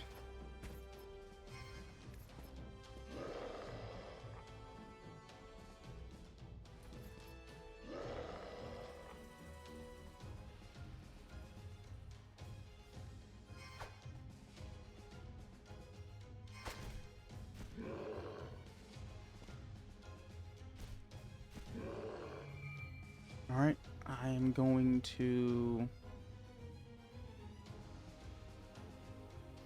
do that. End you. Fuck, that didn't end you. I'm going to attack you, actually.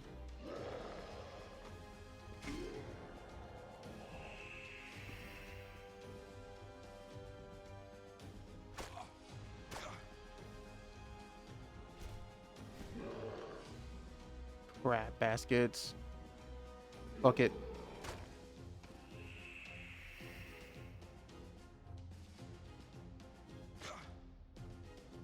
Punk bitch.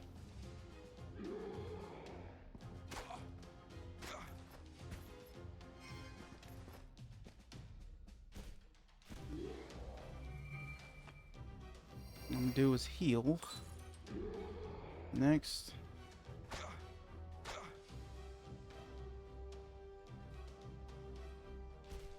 Okay, I'm gonna knock.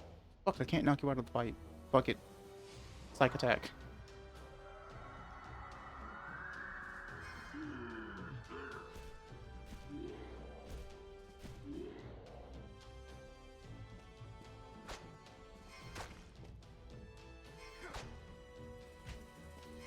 Hell yeah. Alright. That guy's done for.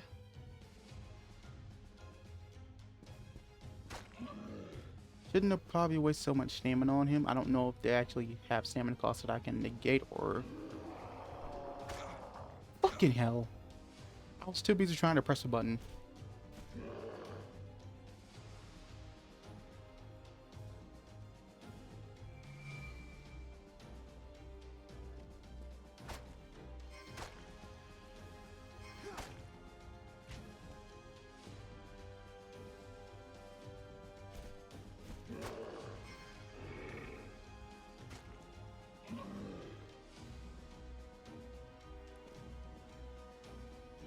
Alright.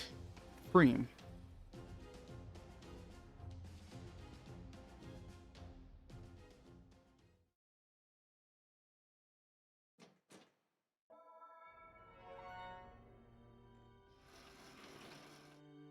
Let's see about my rewards.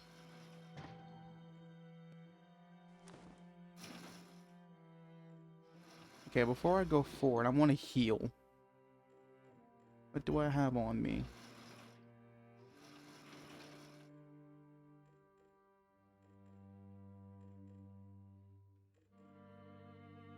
I don't have anything on me. What am I looking like? What do? You restore both. You restore a lesser amount, so I'm going to use you first.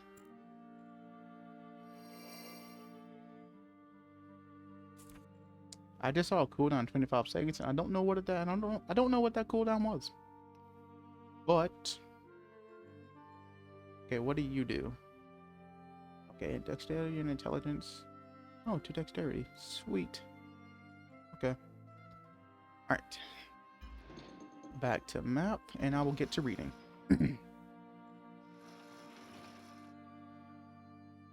has been a grueling combat, yet you are less resolved and exhausted by the outcome than would have been so before. Wait, it has been a grueling combat, yet you are less resolved and exhausted by the outcome than would have been so before. You stand astride the body of the Darker who led Drakkar? Fuck. Who led this slain platoon? Besides him, an object that you saw him drop when you struck your killing blow. It is the control handle. You have found the missing part. You have You have delivered summary justice to the creature that murdered Sheriff Taylor. You place the control handle in your backpack. Then you search this suspicious building, wary of Groks that may have taken refuge from the fight that could still be hiding in the shadows. You find no enemies left alive, but you discover a bolted trap door set into the warehouse floor. It has an iron grill. You peer through the grill and see 2 villagers huddled together in a workshop below. Quickly, you pull open the draw bolt. Lift the trap door. Come out. You tell them. The Gurks will not harm you now. I don't even know if this is the voice I gave him, but fuck it. The first to climb out. The first to climb out is a young man in a leather work apron, followed by a teenage girl. There are villagers, and they count themselves to be alive, lucky to be alive. They are grateful to you for releasing them, but there is disappointment in their eyes. They fear that you alone will not rid them of the scores of rocks that now occupy their beloved village. You tell them that you are their liege lord. That you are their liege lord, Lone Wolf. You tell them why you are here and give them a brief account of what you have seen and done since you arrived. They listen intently to your voice, transfixed by the shocking truth of what you tell them.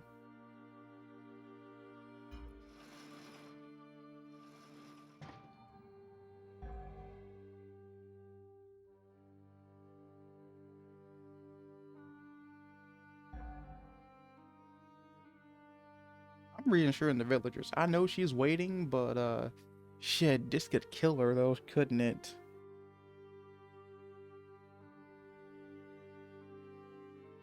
Fuck.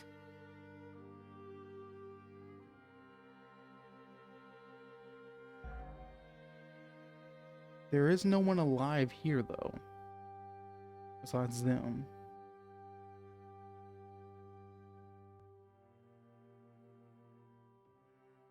Shit. Wait, did we ever find the chain though?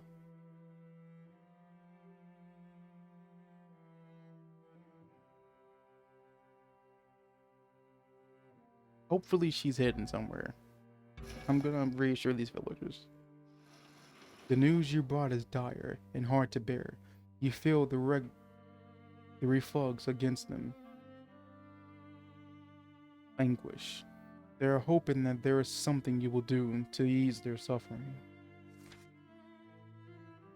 The young man in leather apron steps forward and says, "My name is Dappa. My name is Dappa. my name is Dapper. I'm an apprentice jeweler. My young brother was cast out of the village when the Goks attacked. He's only 7 years old. He has thick brown hair, just like me. Have you seen him?"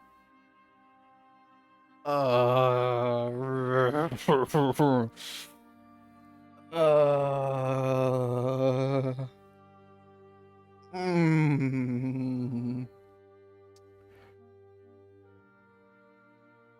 What's his name? What is his name? You ask, sympathetically. Derek, says daughter. His name is Sarek. I'm sorry, daughter. You say. And this is all you need to say. The young man can sense his brother is dead. His eyes close, and his face becomes deathly pale from the shock of the heartache of his sudden grievous loss. You try to console daughter, but he's not hear your soothing words. You take out the pendant that you retrieved from around Claret's neck, Zarek's neck, and press it to his eldest brother's trembling hands. Daughter raises his tear-stained face and thanks you with a blink of his reddening eyes. Then he stares at the inscription of his younger brother's name. Thank you for bringing this back to me," he says, quietly and humbly. "It is a pendant I made for Claret's 5th birthday. He always wore it." He said it with such constant reminder of his clever big brother. He said it was a constant reminder of his clever big brother. This means all of Magnamine to me. Magnamine to me. Thank you, sire. Thank you, sir. Sire. And now I just give you something in return. Please, I insist. With sympathy and indifference for his tragic loss, you agree to daughter's request. God, I suck at reading. Amulet of clemency. The teenage girl is staring at you. She bites her lower lip and looks like she is desperate to say something, but she cannot find courage enough to utter a single word.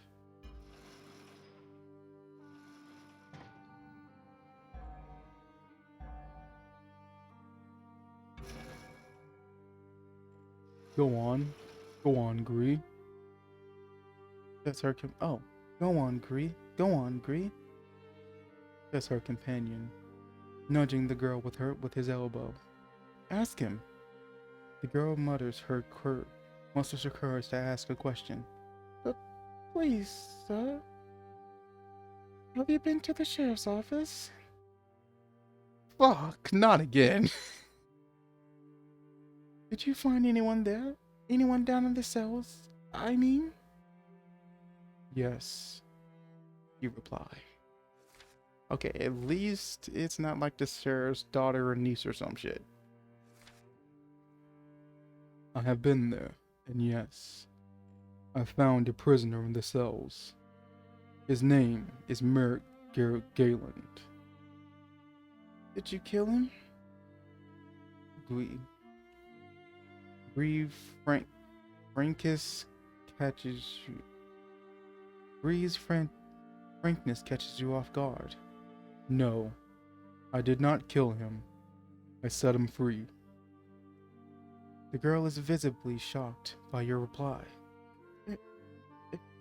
If I had left him locked in the cell, it would only be a matter of time before the Greaves found him, where he died of thirst. I released him so he would at least have a chance to survive. It may be a slim chance, but it's better than no chance at all. Lee's face contorts with anger, and you are shocked by the spread of sudden, strange information.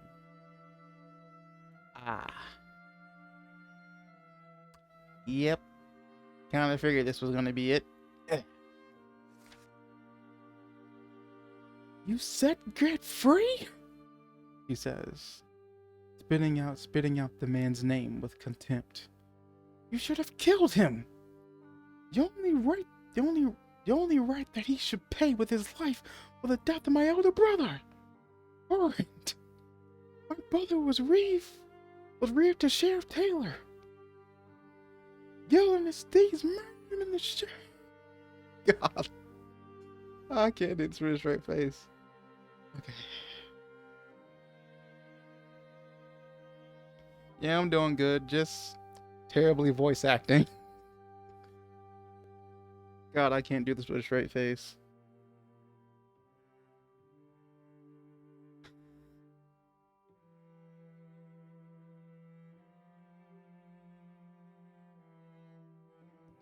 Oh, God.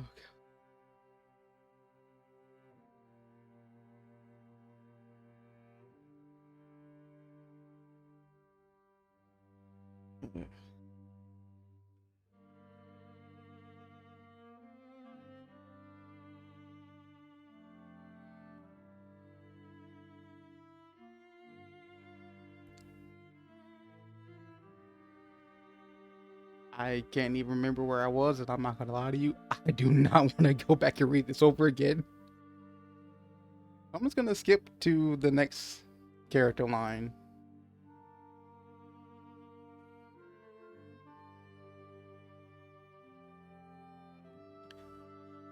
My thoughts in this game is great, actually. I love the game so far. It's a kind of a D&D style, and it's mostly like this. It's mostly like this reading a book, but the combat encounters are You do play the combat encounters. The combat encounters are turn-based.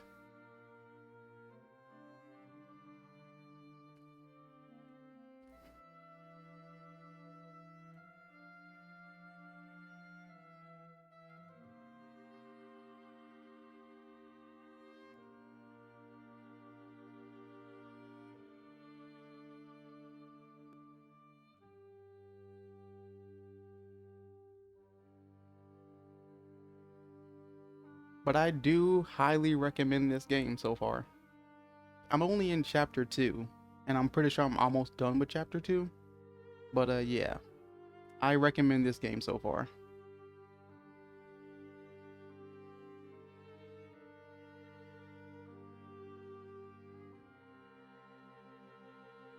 Yes, you can play it on PS4.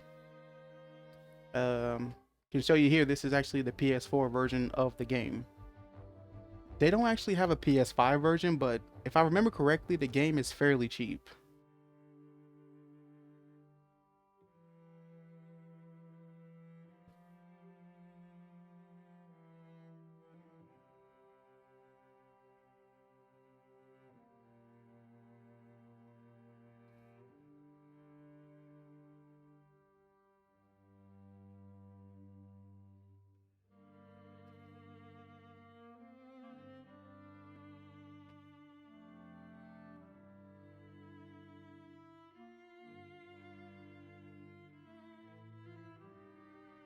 I am playing it on my console.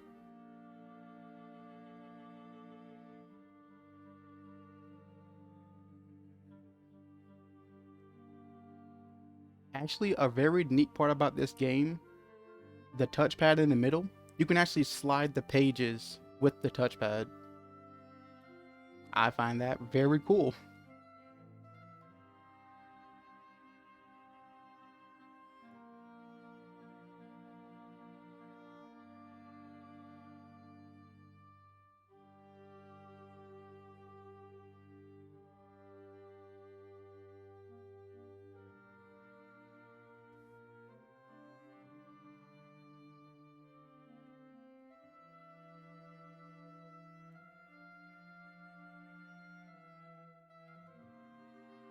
I am now going to continue with my terrible voice acting, so prepare your ears to bleed. I'm sorry for your loss. I truly am.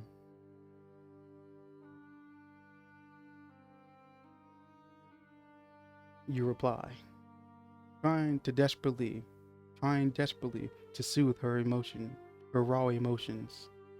Sadly, her grief is inescapable, is inconsolable. Thank you for saying I'm doing great, because I got no confidence.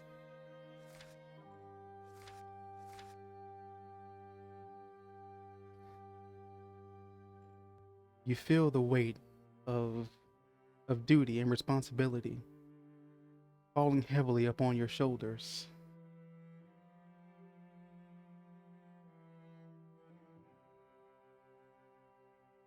Thank you. I'm glad you liked the stream. I plan on actually streaming a lot more. And as far as I know, there haven't been any upsets with my stream, so it seems to be going well.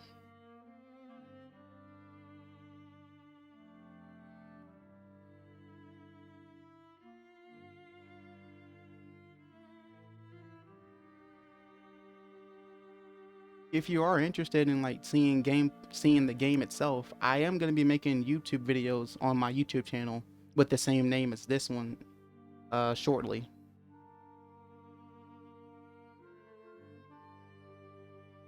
And they will include my voice acting.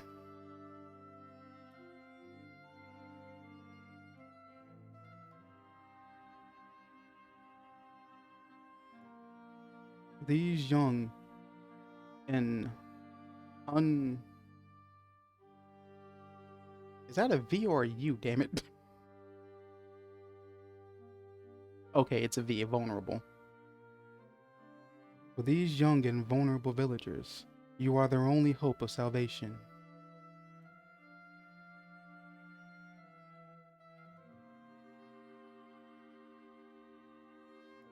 I give you my word as a Kai Lord and as a frail of your province.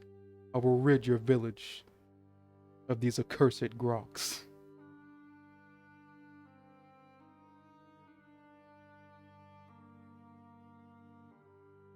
I appreciate the subscription.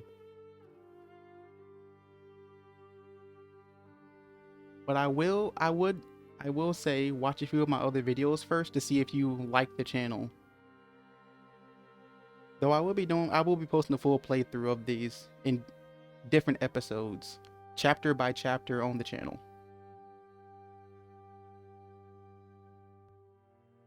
Daughter raises his hand and says,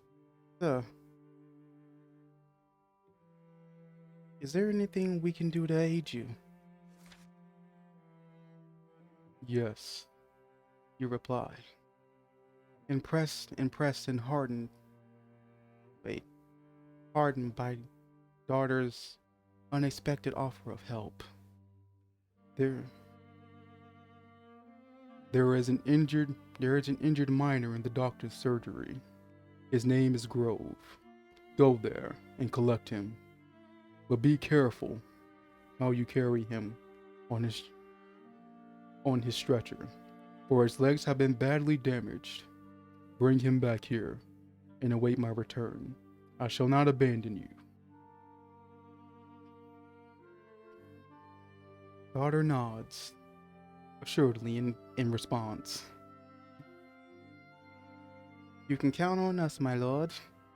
And if you need to restock your supplies while you're here in the village, please come back to us.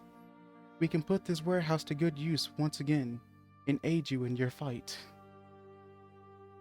Although you could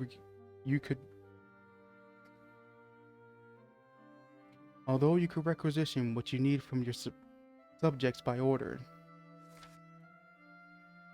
you are mindful that they are suffered greatly. Therefore, you accept daughter's proposal, and you insist that you will pay for any supplies you may purchase.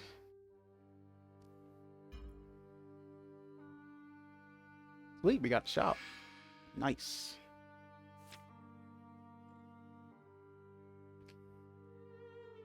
Yeah, let's see what we got.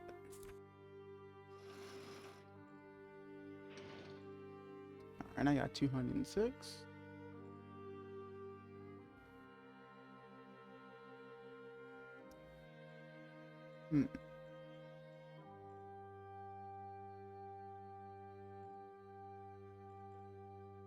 Will I get another 4 spaces if I buy this? Ooh, 6 locks. Say less. I want to buy that crossbow though.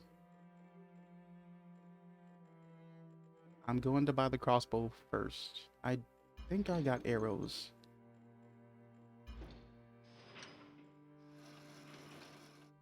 I got 10 of them motherfuckers in this bag.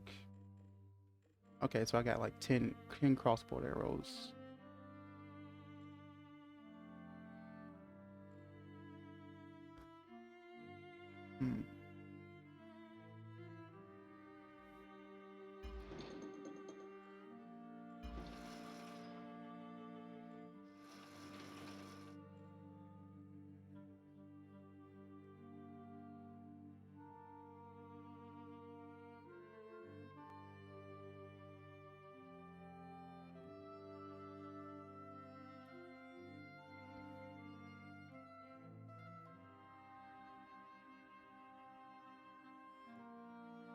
I am not ready for that sort of thing just yet. I want to get bigger and start making money.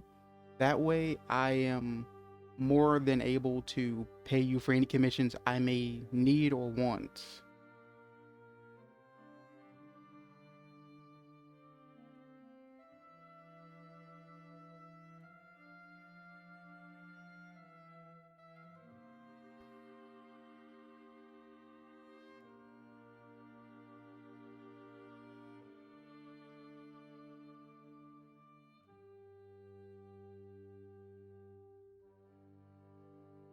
Because right now I am not able to pay for commissions and stuff right now for my channel, for any of my channels.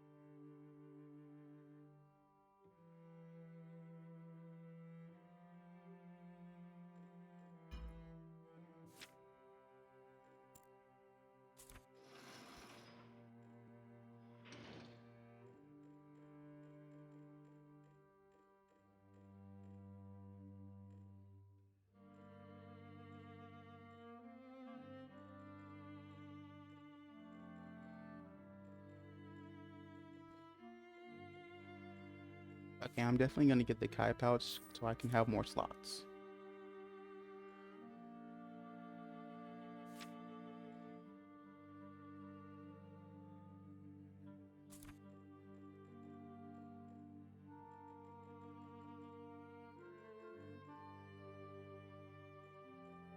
I think I'm gonna get this pouch too.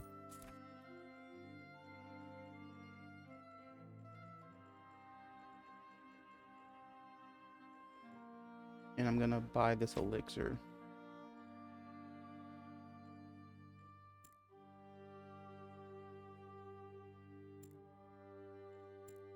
I'm gonna buy 2 of these.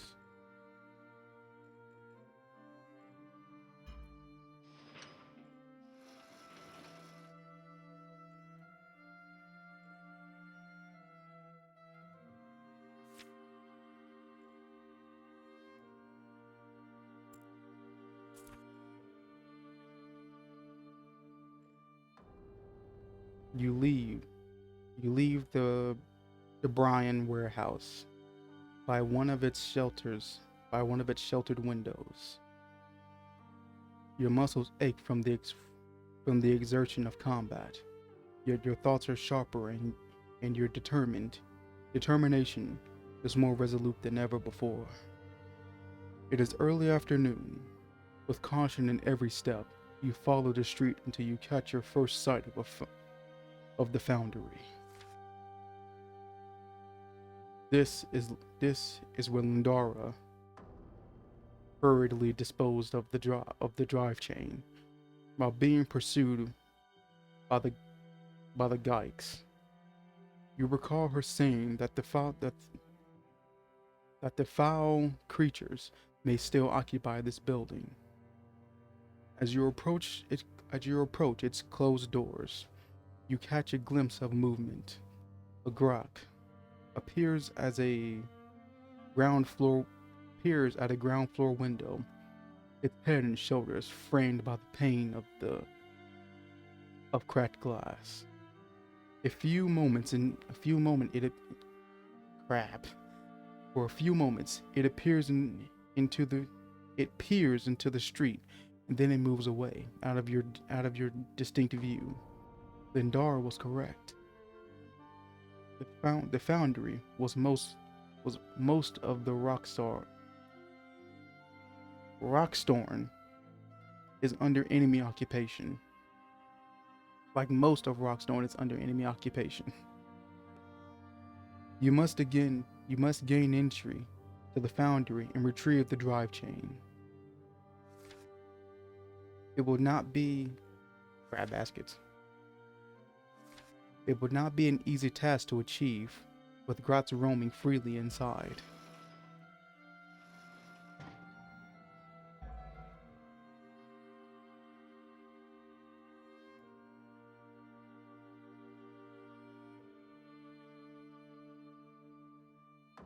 I would much rather become an affiliate first, and then have commissions made.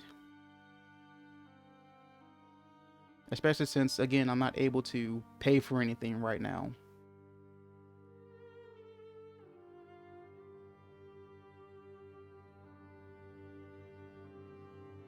But if you do have a way I can contact you, once I do make affiliate or have a way to pay you for the commissions,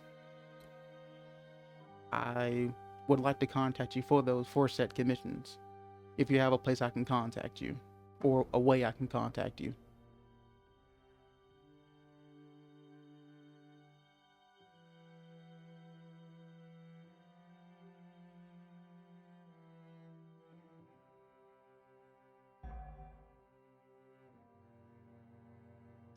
Let's see here. I am going to do this cautiously.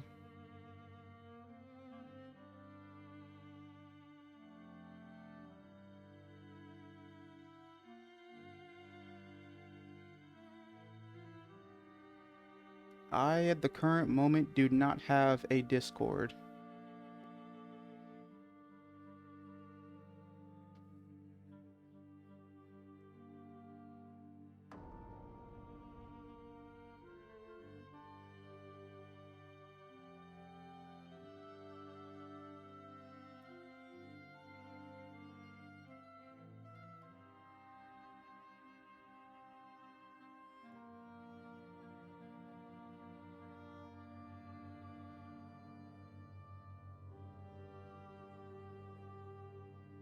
But if you do leave your Discord thing in the chat, I will make a Discord and I will message you.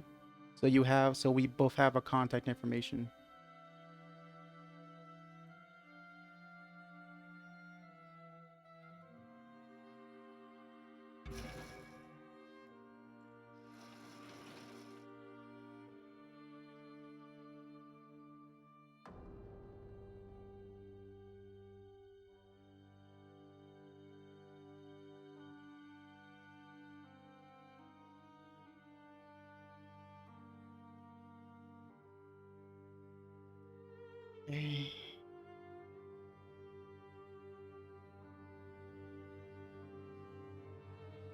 I have a picture of a username, and when I have the time, I will make a Discord and I will message you on Discord. So we both have our contact information.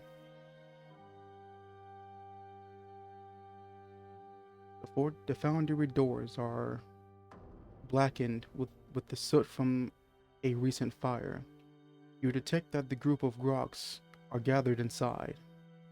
One of them presses its ugly face to the cracked glass of a window to the right of the main doors.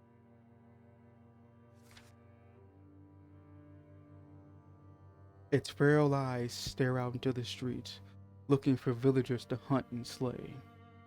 You approach the creature from the side, keeping close to the foundry wall and avoid being seen. When you are close to the window's frame, you wrap the bottom of your cloak around your right wrist and punch through the glass with all your might. The pane shatters into hundreds of tiny shards that drive deep into the grok's face and eyes, leaving it blinded and bloodied. It shrieks with pain as it trembles to the floor and rolls away, punching desperately at its ruined face. You seize the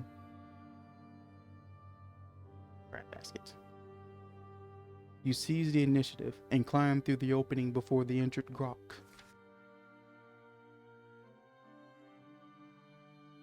Comrades fully realize what is happening. Once inside the foundry, you unsheath your weapon and prepare to fight to the death.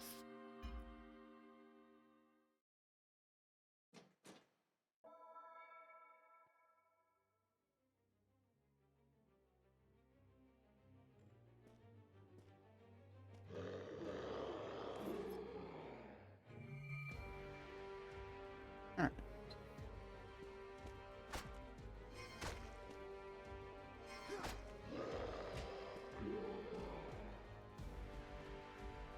Now, shield, because I'm going to get attacked.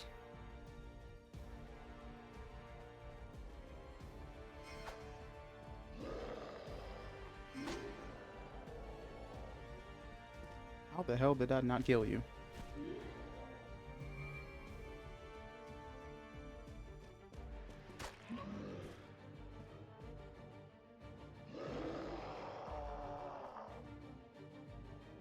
Shield bash you.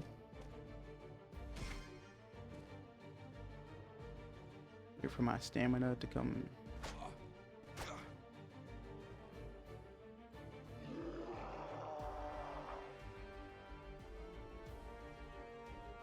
There's nothing I can do.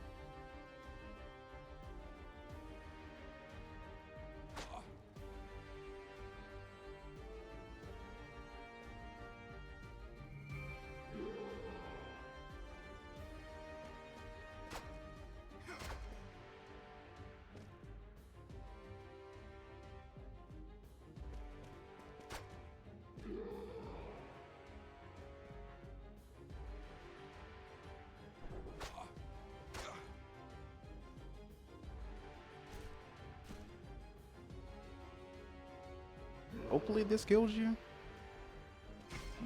Okay, it does.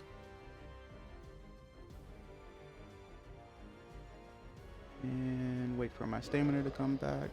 Shit, I can't guard yet. So yeah, I'm just cooked.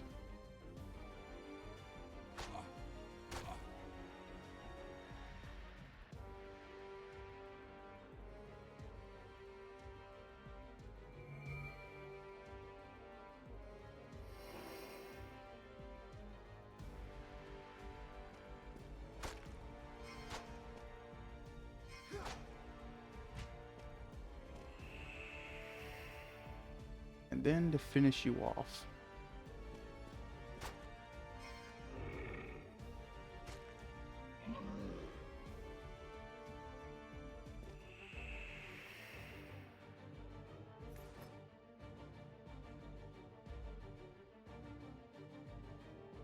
I think I'm getting pretty good at this.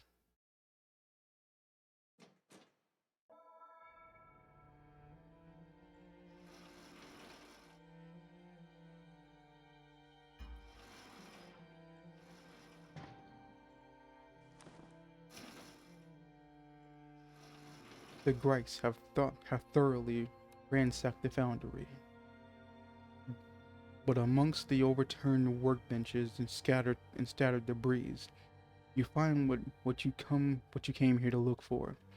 Sitting atop a crumbled pile of heavy iron chains, there is one that stands out from the rest. It is smaller, well oiled, and it's been welded to form in continuous loop.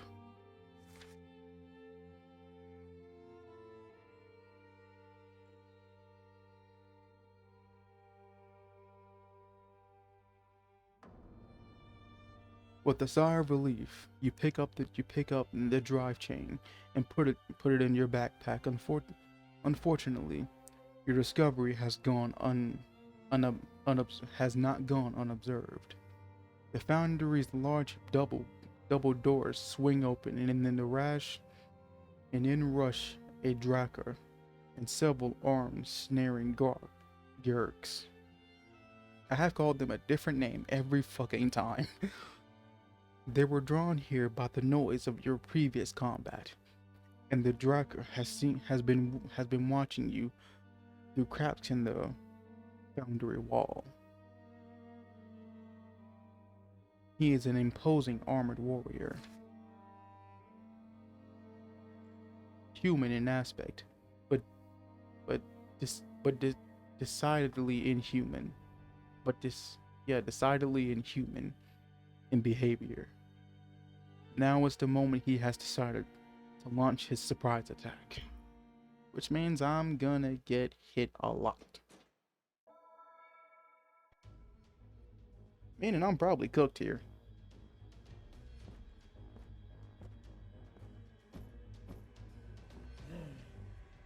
No, it's just you.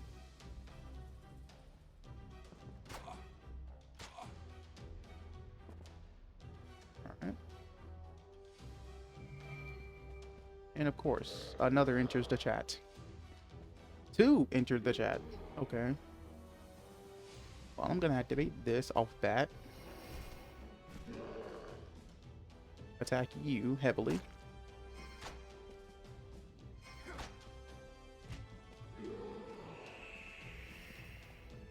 Next, I'm going to just knock you out of the fight.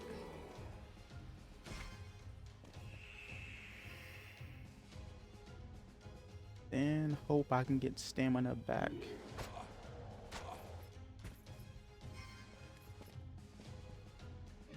Enough to guard.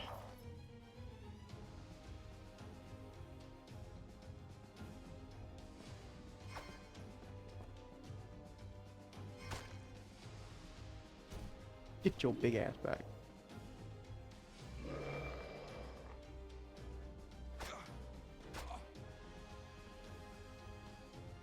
Okay.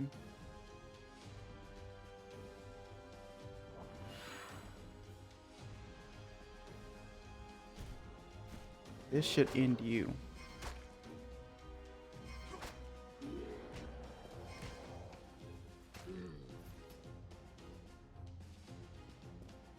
Green. Next.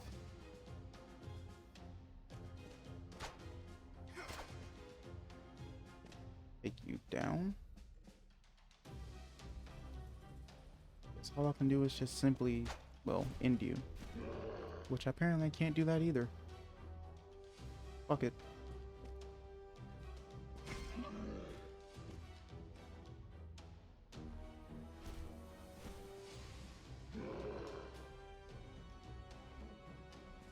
Hey.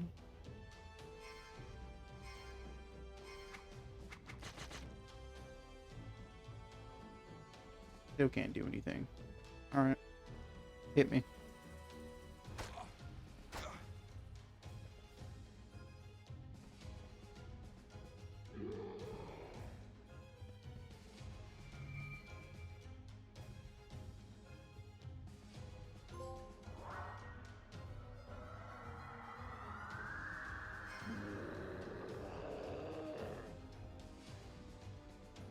Now to finish this.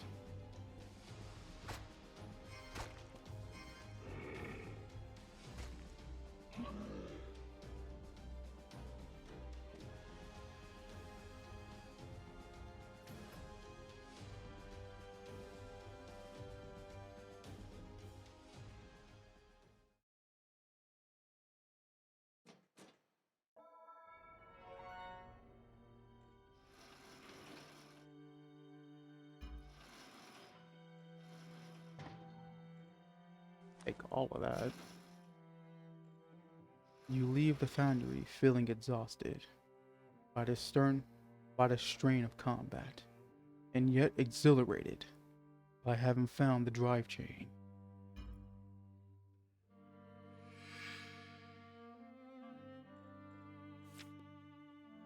I'm gonna risk it.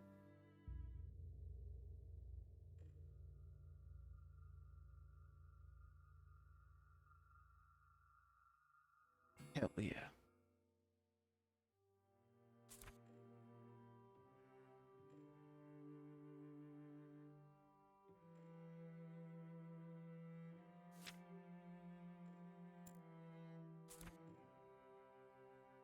You return to the main street and make your way with caution among the fire-blackened ruins of homes and workshops. This part of Rockstone. Now you have this part of Rockstone. Now you have possessed the missing part needed to fix the elevator and reach the sunken forest. Lindora is likely to be waiting for you at the boiler house, and you do not want to keep her waiting a minute longer than necessary. You quicken your pace and head towards the end of the village, to where the buildings come to an abrupt half at the edge of the cliff. An abrupt halt at the edge of the cliff.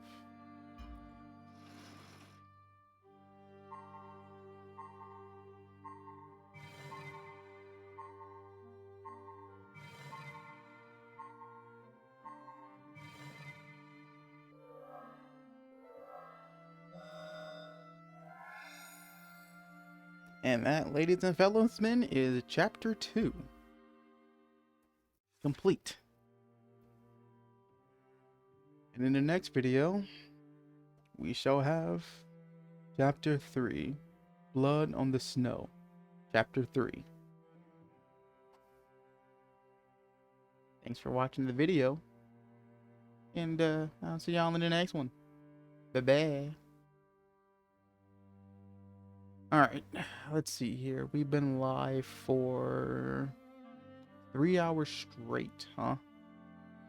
Y'all want to go off one more chapter? Or do I want to stop here?